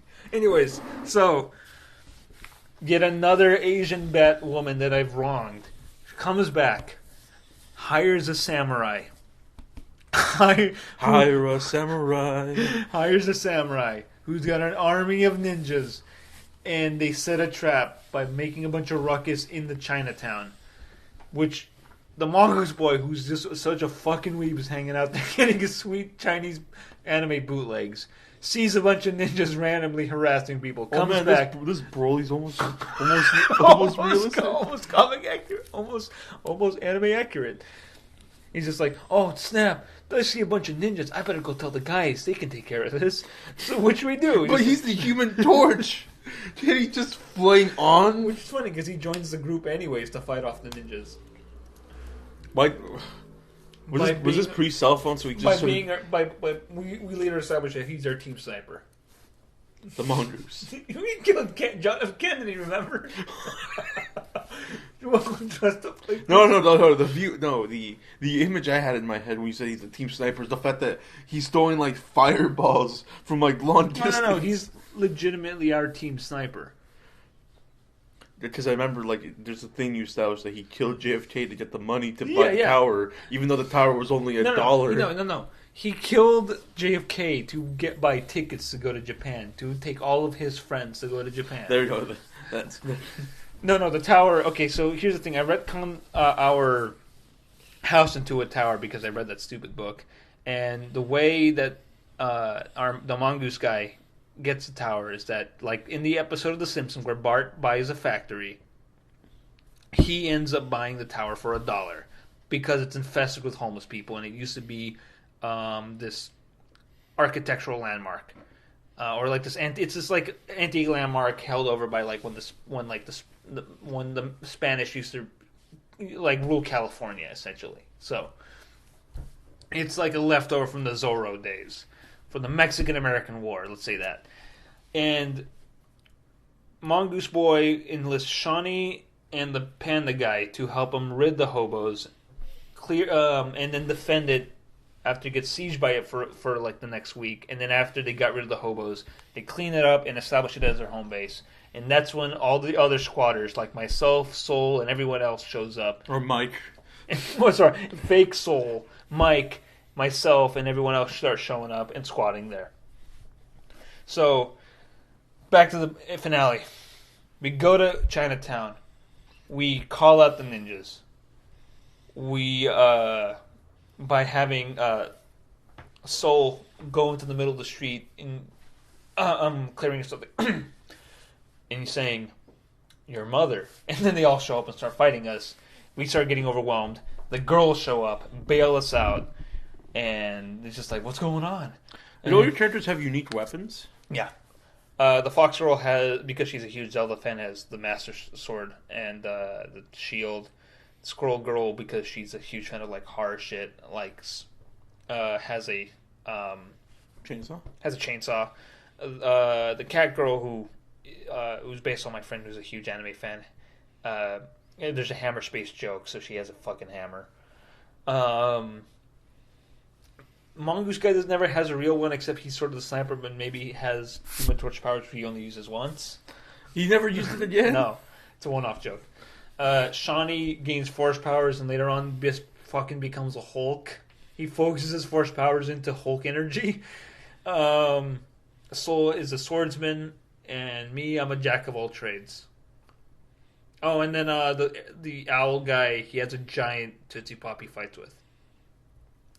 I think that's more threatening than jack of all trades. I can use a sword. I'll have you know, I was special ops. I can use a sword and a handgun and all sorts of weapons. And I bet the Australians are scared of you when you brought out a sword in the middle of a battlefield and all of them have AR-15s. I also fought back with an AR-15. But I learned to use a sword when I fought against the Yakuza in Japan. Oh yeah, the old guy probably taught the character. Duh. It doesn't take much learning to swing a fucking thing made of metal with an edge. Anyways, so after that first battle, realizing that oh shit, this is gonna be harder, I decided, you know what, I'm gonna make this easy on you guys. I'm gonna go in, kill the boss, and then they'll have to go home and do something else. That is actually her plan. She ambushes me and I die. My character dies halfway through the story. I thought he's Jesus and he comes back to life. No. My character dies halfway through the battle, which inspires the rest of the guys. Like, fine, we're gonna do this for Lycan, and they pretty much say like, you know what, meet us on our town bridge, the fake not Golden Gate Bridge, and they do. And Soul, guess who's part of the team now? Well, Mike has joined this Asian this Chinese Batwoman. Well, like, if you want to be real, we do have a bridge that's like 10 miles out of town. Yeah, I know, but it's not the same. So, anyways, there's a final battle at the not Golden Gate Bridge, and guess who's on the opposing team? Oh, it's Mike. He comes back to settle the score with Soul. That's you to tell me James Rolfe is on that team too. Yes. No. So Mike and Soul have their final showdown, and they both perish. Shawnee goes ballistic, fighting off most of the ninja, as well as the samurai guy, but he lives and decides to live honorably because we fought a good battle, but he still kind of lost because at the end of it, my robot daughter and the Japanese Batgirl take her on. She's not much of a fighter. She's more of like a mastermind, but they corner her and they take their revenge on her for me. And then the Mongoose guy, he comes out okay out of it, even though he gets to drive the Panda guy's secret project. The Zeppelin? Ford Battle Pinto. He took the most destructible car of the 70s and turned it into a battle wagon. And it comes out okay. That's his retribution for being such a butt monkey throughout the series. Everyone else but myself, Shawnee, and Soul, who are arguably the main characters from the beginning, along with the Mongoose guy, die. Except for the Mongoose guy, he lives. And then everyone goes their separate ways. So now so only the mongoose is now in the tower. Yeah, because I think the panda guy goes his own way. He doesn't want to live there because too many sad memories. Owl guy never lived there to begin with. The girls decided to live abroad for a while. And the Japanese Batgirl was like, you know what, I'm going to go train and become as good as Senpai was. And she takes my robot daughter under her wing because it only makes sense. So, yeah, the mongoose guy lives alone in the tower with nothing but his memories left. What a sad ending, especially for the mongoose. For such a silly character like the mongoose, he's now the character that has seen the most pain. What do you think, though? What do you think of my fucking friend fiction lore? Well, because you showed me this when I was a kid. I was fascinated by it because I was also a big Sonic fan. Yeah, of course. It's arguable that I am still a Sonic fan. I'm not out there going I was excited when Sonic Mania came out. I was too. Oh, yeah. Anyways, not excited to see fucking Sonic Boom, but I like Sonic Boom the show. Sonic Boom the show is good. Sonic Forces, God, had so much potential. And what a fucking waste. If Christian hates it, it's bad. I mean, Christian also... He also bought 2 copies of it, so that's fine. Because I don't know. Was he on for his sweet? I don't know anymore. So yeah, that's what happens. I think, first of all, my favorite story, I think, as a kid, and the one that I always remember the most was the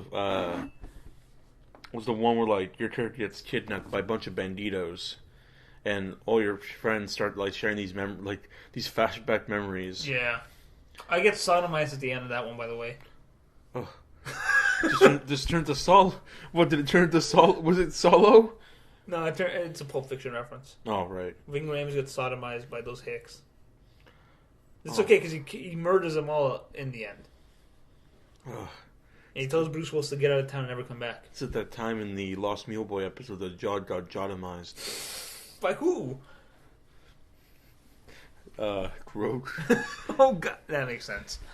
Wait, Grog or the pizza man he played? The disgruntled pizza man? Or, no. The creepy pizza guy. Or the creepy Italian food guy that Victor Torley's to kidnap you. Well, for lore reference, you have to remember this. Jod being... Remember that whole storyline where Victor Victoroli and Big Eddie Spaghetti had a feud that never came to fruition because you couldn't find the actors to play them? I mean, I'd love to bring them back, but the old set is destroyed. Yeah. Quote unquote. Well. So yeah, that was my friend fiction, dude. I think I give it a 7 out of 11. Cool. Not enough pizza. You know. That's actually true. There wasn't a lot of pizza in it. There's a lot of alcohol drinking and Family Guy references. Yeah. Oh, guy was rank with it. Now here's my question: would you ever consider revising? Yeah. Now that I want him to give the Louis C.K. ending to that one comic.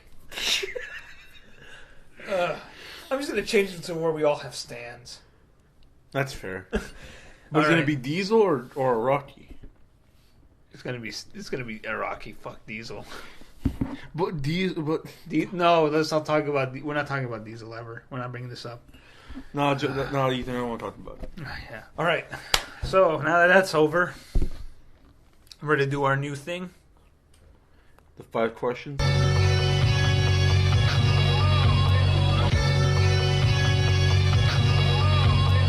Yes. Guess what I'm going to talk to you about? Guess what I'm going to ask you about today? What are you asking me? I'm going to ask you 5 questions about Pop Team Epic. That's pretty topical of you. Yeah. All right. Question 1. Is Pop Team Epic the shitposting of anime? No. It's not the shitposting anime because... Listen up, guys. Pop Team Epic... If you are on the level of weeaboo as I am, then you don't see it as shitposting. You see it as just pure, genius. It's like when you're making chicken stock and you use, the wingtips. Mm-hmm. Pure cartilage to give it flavor. Yeah. You don't use spines? Yeah, you can use spines, too. All right. But the wingtips also have, so much cartilage and flavor, too. That's good. Okay. I'll keep that in mind. But wingtips. But anyway, it is not. Homer, you don't want to eat that. That's just a bunch of snouts. Snouts. But it's not shit posting because, well, the comics themselves are kind of like genius, and I would say they're for coma, right? Yeah, they're for coma. No, the for coma is like kind of like the shit posting of no, it's not really. It's actually for coma is literally like comic strips, like the kind you see in a newspaper, but they can be edgier. Garfield's for coma, if you think about it. What's up with that Garfield's mom meme going on around right now? Jim Davis is back at it again. God. Do you remember his mom is too pretty to be Garfield's mom. Do you remember as a child where I used to rent out the Garfield books? What are you talking about? We all did that as a child. I thought they were the coolest thing ever. I thought they were funny. Garfield at large. Garfield eats crows. The crows from Dumbo? I hope so. God, no, that would be a hate crime. Oh, go on. Anyway, so it's not shit. It's not shit posting because it's secretly just genius. If you are a weeaboo who came in, like if you're, or I'll do you this. If your first animes were early 2000s Toonami, like you watched Gundam Wing and like Ocean dub of Dragon Ball before Funimation came in. Yeah. Then you don't see it as shit posting. You see it as like you see it as. So what would be the shit posting of anime though? Bobobo. Yeah. That was pure just shit post of like. That's pure shit post of Fist of the North Star before you did it. Yeah. Bobo is actually like an inspiration on Morph Star, by the way. Yeah, I can see it. The way I drew the characters in the first season for a good while. John was almost getting Bobo. I legit I did borrow from Tetsuo Hara's art style, but I was trying to emulate Bobo a lot. Well, if you look at the Bobo manga, the Bobo manga is actually drawn really except for the fact that but he also that artist also borrows a lot of Toriyama Zarbaldi Bald. Mm-hmm. Looks like a Dragon Ball Z character. Halekulani kind of resembles Broly. Yeah. So, but then again, he also resembles a Saint Seiya character. Then again, Bobo also takes a lot of jabs at Toriyama. Like Dragon Ball's in the manga fusion nonsense. In the manga, there are more overt riffs on Dragon Ball Z throughout that thing. Also, it's cool that anytime they want to make a Shonen Jump crossover game. Yeah, I like the fact that Bobo is immediately a character in that. Yeah. All right, question 2. Who's best girl? Between PPME and Papuko, that's such a hard question because I'm not asking you to be objective. I'm not asking you to here are the facts. I'm just asking you who's your preference. PPME. Yeah. Wait. Is that the short one or the tall one? That's the tall one. Okay. So I like PPME too. She's weird. What's up with her character design? Oh, just to represent that she's tall. They couldn't. So the artist decides I'm going to give her a tall head. Yeah. Papuko's obviously shorter, so she gets so her head isn't as tall. But if you notice, both their bodies are the same size. Yeah. Yeah. Oh! So Papuko is just PPME is just taller. It's I'm not gonna draw the body taller. I think the head being tall is good enough. Hey, at least you're not other people who don't even know their names. Yeah. Oh, I like the tall one. I like tall waifu, not short waifu. Short angry waifu's too angry. But at the same time, who looks at PPME and Papuko and says, "Yeah, that's a waifu material right there." That's the whole joke. You're not supposed to. People have looted them by making oh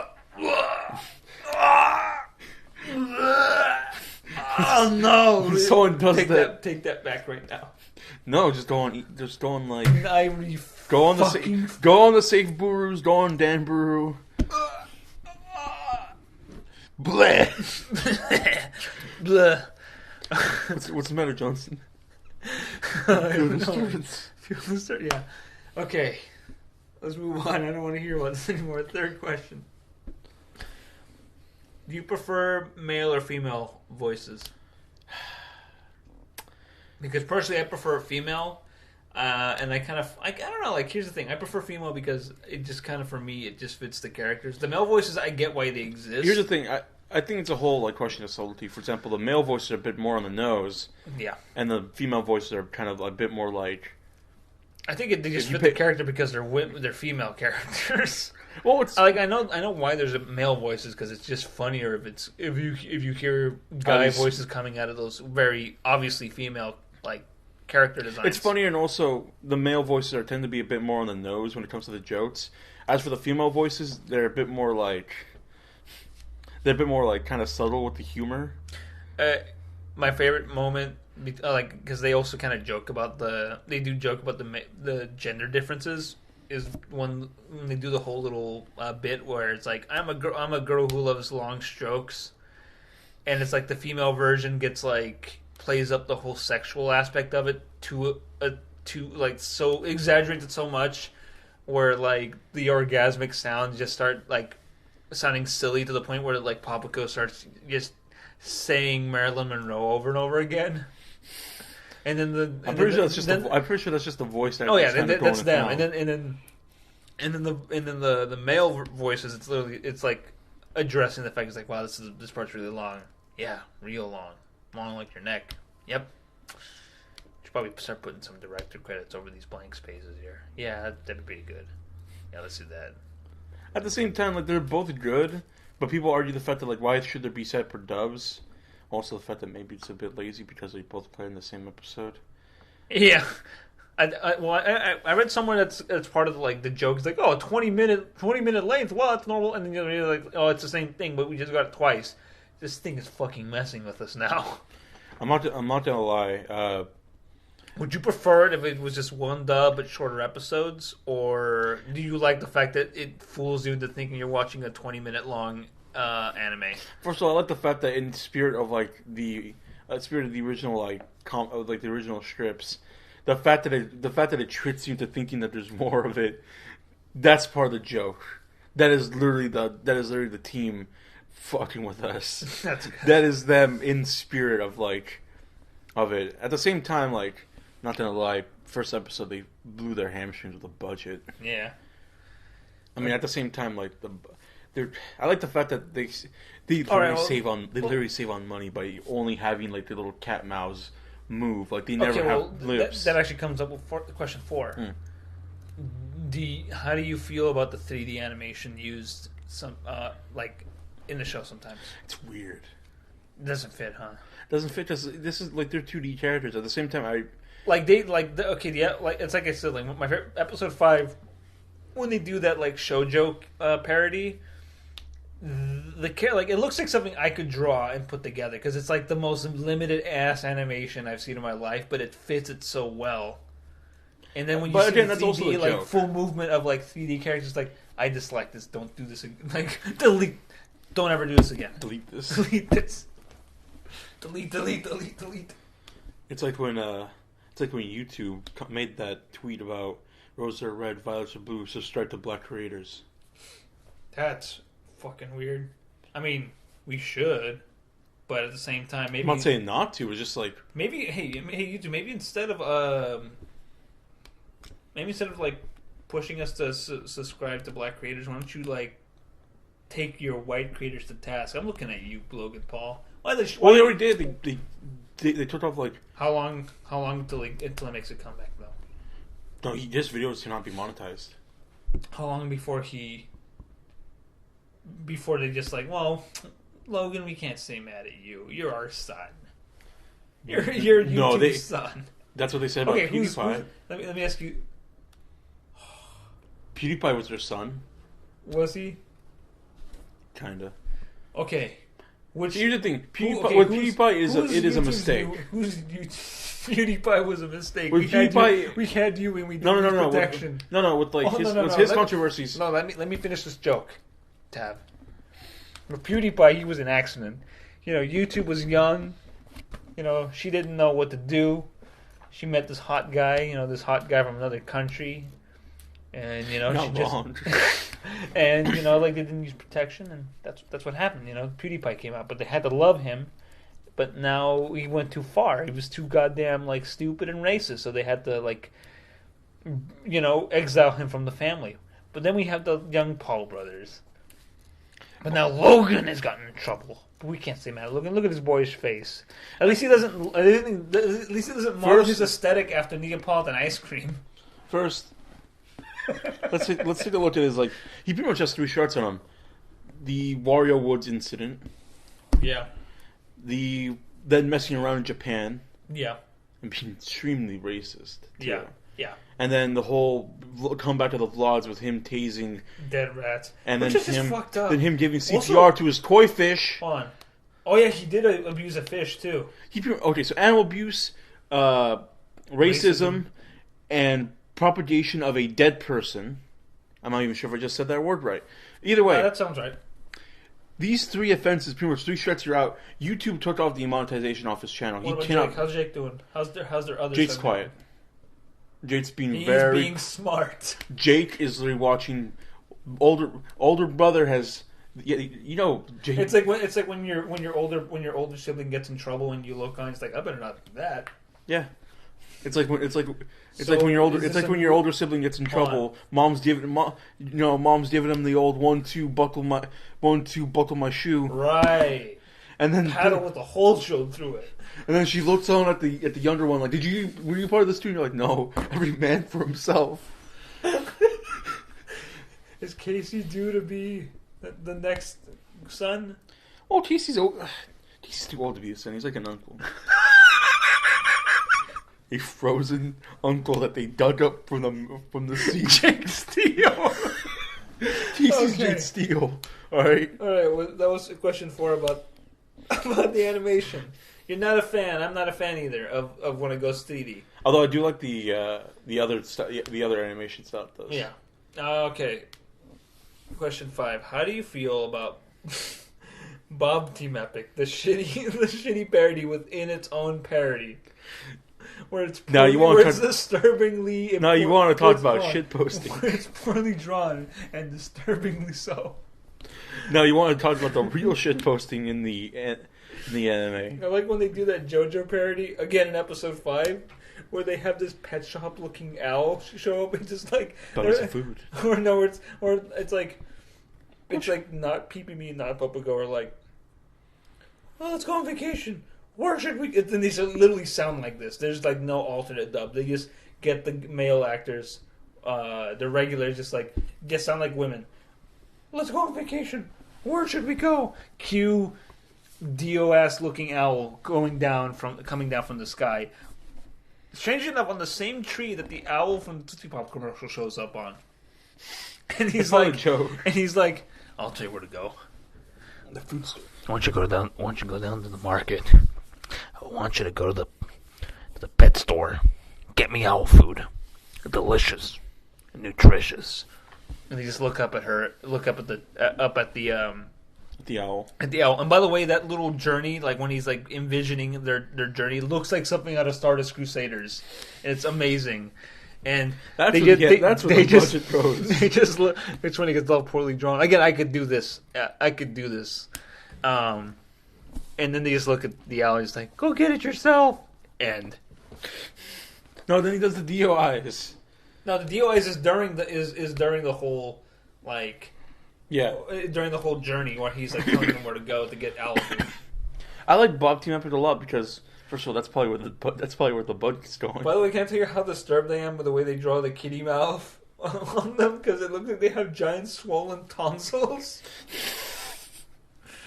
Also, there's one where they're playing hide and seek, and Peep Me just becomes the hit like news the news header bar news sidebars. And she morphs in a disturbing manner, and it's good. It's good nightmare fuel. When the shit post is also nightmare fuel, that's where you went right. In retrospect, I understand why the people call it the shit post, and that's because of the 2 separate dubs that we're getting in the episodes. Hold on. But I think Bob Team Epic It's a true shit post, though. It's a true shit post, but also the title sequence looks like the title font for Fist the Morph Star. I mean, sorry, for Fist the for Hokuto no Ken. It's the same angular, like, edgy. That's probably lettering. the joke. Yeah, it is the joke, but I just think it's hilarious because, like, you know, Pop Team Epic is like them cutesy kind of like almost Milk Chan ass looking titles. Man, side tangent. Remember when like artists actually made their logos sick? Yeah. Like the Dragon Ball logo, Fist of the North Star logo. Wait, hold on. Oh, We are talking about the Dragon Ball logo with the yellow and red lettering, bubbly letters, and that goofy ass dragon in the corner. He's like, oh, yeah, that's badass to you. More on the same level of badass as the Saint Seiya font. Dude, the Saint Seiya font's sick. Wait. As badass as the Cowboy Bebop, like, big stamp. Exactly, like, titles don't do this anymore. They're just like, oh, here's the katakana by some, like, light pastel color. That sucks. Give me goofy ass dragon laughing in the side, What is up with you, Toriyama? Why do you have dark elements in a story that's meant to be clearly goofy? What the fuck is your problem? Just go back to making Dr. Slump. I mean, Slump and Raleigh exist. No, erase all that. Just make Slump again. Delete all of Dragon. Make sure Dragon Ball Z never happened. Just go Dragon Ball. Go Dr. Slump. Give Launch her own series. Give Oolong his own series. Does Yamcha get one or no? Give Yamcha his own series. I would love he's a ball player. Honestly, I either want to see Yamcha as a kid, or Yamcha as a ball player. I want to see the series where Yamcha is a baseball player and becomes a baseball anime, and he literally has to fight off. Okay, or he has to go against guys that do their own techniques. Because remember, he has the wolf. He has the wolf fist. Imagine that as a pitch. No, they already did that. The wolf fang pitch, and he does it like the spirit ball. Yeah. Okay, I got a better one here. I got one. I'll improve this right here. Baseball anime. Yamcha's a hero, right? Mm-hmm. Bulma still shows up. All the characters from Dragon Ball show up. They have little guest appearances. And they're so clearly off in the world doing Dragon Ball shit. But none of that matters because Yamcha has bigger fish to fry. So we're talking about. So do we still finals. see Vegeta? No, none of that happens. So Dragon Ball Z never happens. But it's just grown-up Goku. He's still like he visits like, oh, what do you do? What are you up to, Goku? I'm still fighting, and I'm married to Chi-Chi now. Here's my son Gohan. But nothing after that. They just show up. Like, maybe even Yamcha goes... You know what? Goku grows up to be a tournament fighter. That's fine. And he's still... And, like, Yamcha shows up. It's like, for old time's sake, see what old Goku's up to. Master Roshi's the same. He never really changes throughout the series anyways. Yeah. Muten Roshi. Oolong... we still see Oolong and... what's the name of the cat one? Puar, thank you. And Puar. Well, Puar's always been Yamcha's, like... Yeah, well, Puar is the main character, obviously. Yeah. Bulma's still a love interest. Launch is still there. She's necessary. Is she hanging out with Tien or no? Of course. Do we keep the Tien romance that started in that? Yes, the Dune Z. Fully flesh that out. Chaozu is their adopted child. Well, if you want to be real, Chaozu grows up and he's a man. He's like a full-grown man now. Still wearing my makeup. Well, still repping for China. If I remember correctly, Chaozu's some sort of like... Red Ribbon Army is a background terrorist organization. Who cares about them? Until they start making their own baseball team. Oh no, Emperor Pilaf, he's a baseball manager now. Yamcha's team can't compete against the Red Ribbon shenanigans. He's got to recruit Goku. Dragon Ball Z becomes Yamcha's baseball enemy. Goku stops being a martial artist, becomes a baseball player full time. Krillin too. King Piccolo Jr. He shows up. He's like, I want to earn this, but I want to start my own team. I'm gonna make my own army of Namekian. No, the Namecs aren't a thing yet. Of demon baseball players. But then after fighting Yamcha's team, Piccolo decides to join them. Toriyama, you're welcome.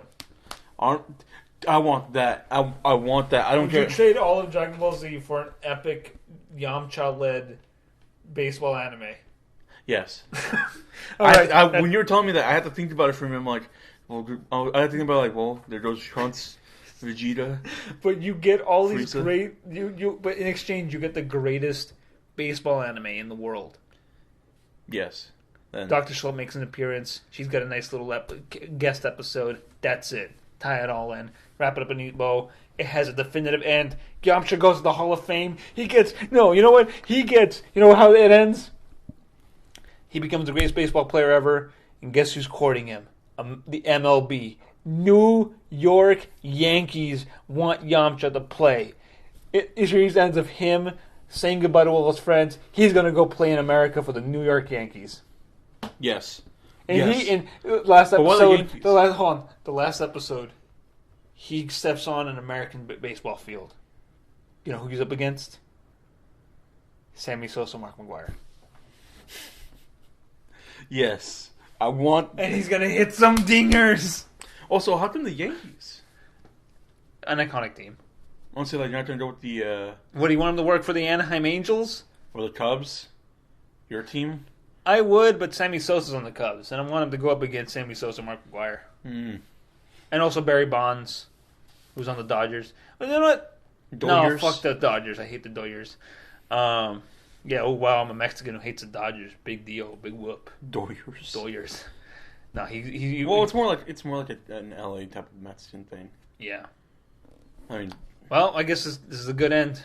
We just gave Toriyama. We answered 5 questions. Gave Toriyama a new story they can do after Super. Maybe when Super ends, we can see this. I mean, he already did a baseball episode where you get to see Yamcha's baseball prowess. Yeah, but I want more of that. So honestly, if I'm down for an alternate deep a Dragon Ball anime where everything just goes baseball instead of Z, Vegeta comes down. What is no? this? Raditz still comes down and literally he's like, "What is this?" And he realized baseball is a much harder thing to do than just fucking blasting someone. He joins a rival team to compete. No, against. he flies back with Vegeta and Nappa, and they recruit this whole alien baseball team, and they come down to Earth. The Cybermen are their team. Yeah, They come down. It's Space Jam, but with baseball. and then Frieza catches on to this, and it's the Ginyu Force, Zarbon, Dodoran himself as a team. Every arc revolves around no fighting but baseball. And we get just the same amount of waiting and filler because that's how baseball is. And that's it. The end. Goku's charged up the spirit pitch, and Frieza's just waiting there. Mr. Satan is the greatest, fakest ass baseball player, but Yamcha's still the hero. He's still the center of the story. He's still the best baseball player ever. Super Saiyan becomes a thing, but it's kind of like their little secret thing. Is but I mean, how's this? Goku is really can turn Super Saiyan. He's really strong and powerful. He pitches good, but he cannot catch for shit. Oh, he can't steal he's too powerful, but he has no control. So he only has two. He only has. But he hits good homers, right? He hits good homers, and he can steal bases really well. But he's a bad catcher, so he has to play shortstop, or be a baseman, and he cannot pitch for shit. Oh. So Yamcha's he's their main guy. Piccolo's their second stringer. Vegeta is a little jealous. He tries to hit harder than Goku every time.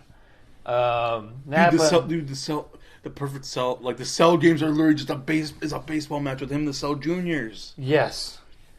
Jiro used all the androids, even the movie ones, to form his baseball team, and then Android 17 and 18. That trucker hat, baseball hat. Yeah. God damn it, Toriyama, you missed out. God fucking damn it. Broly, the legendary baseball player. He comes down and he's like, "What is this baseball?" He's like, another thing for me to conquer, huh? There we go. We just fixed everything. GT never happens. No, the Grand Tour is the Grand Tour of baseball. Yes. Dragon Ball Super, they go to other worlds. They find that baseball becomes the best thing ever. No one has to fight Beerus anymore. is the god of baseball. The god of baseball. Jiren, their whole team is practically a baseball team. Yeah, the Justice Force is the Justice Force is still a baseball The team. Ginyu Force is the baseball team. Oh. No. During the Frieza saga, No, the Frieza- Ginyu Force are his baseball team. Then what is Zarbon and Dodoria? They're part of the baseball team too. So Frieza's like their coach, their head coach, or is he also a player? He's also a player too. Come on. Yeah. God. Before he pitches, he goes into like second form Swole Frieza. When the game goes past 9 innings, they've been tying so much. It goes past 9 innings. They're on the 11th inning. So every inning past 9, the first few innings, he's normal. Then it starts getting serious. Once it goes past 9 innings, once they tie for 9th inning, Frieza goes into final form. You're welcome. Yes. Then into overtime, Frieza goes into like the Swole mode, his Swole full power mode. And then after Frieza's defeated, he calls up his dad, King Cold and Cooler, and then pretty much it's him, Cooler, and the Meta Coolers as like the other team, and King Cold. Wow, Tav. So I think we've officially reached our first 2-hour episode. Good. Episode 13, the cursed episode, is now our longest episode. Let's do this. Cursed image. Cursed image. That's, you know what? For the title card for this one, we're gonna do a cursed image instead of 13's gonna be special because we've had recording problems with this one. So it's the cursed episode. Let's go with the cursed image. So you're gonna use the Doraemon? You bet. All right, that's it for it. That's it for us this week, man. All right. You got anything last words aside from the fact that we just created the best alternate Dragon Ball universe ever? Petition this to Toriyama. I'm gonna start a change.org petition. Oh please, dear Lord, Toriyama, if you can hear us wherever you are, delete everything that was Dragon Ball Z and beyond, and just make it do the greatest baseball. Make, instead of Dragon Ball, baseball. Baseball Z. Baseball. Dragon baseball. Well, so the Dragon Balls don't even matter in this universe anymore. Who cares? Why would they need to make wishes if they're just Ball players. They can grant their own wishes by just being good as ball players. Yeah. But also, what are they going to use wishes for? No one's going to die. What if it becomes too serious in these? No, because then they get disqualified. Hell Yeah, no. exactly, That's like- dirty playing. What's that? Frieza almost accidentally blasted dude. He's out. He's disqualified. Whole team is done. Exactly. Anyway, wrap it up. All right. Warming up. Aerated. That's a 10. All right. Thanks for listening, guys. This is the 10, the longest episode, cursed episode. If you made it to the end, congratulations. You're cursed now. You got to listen to every episode of this podcast. Also, if you made it to the end, you can now make a perfect omelet.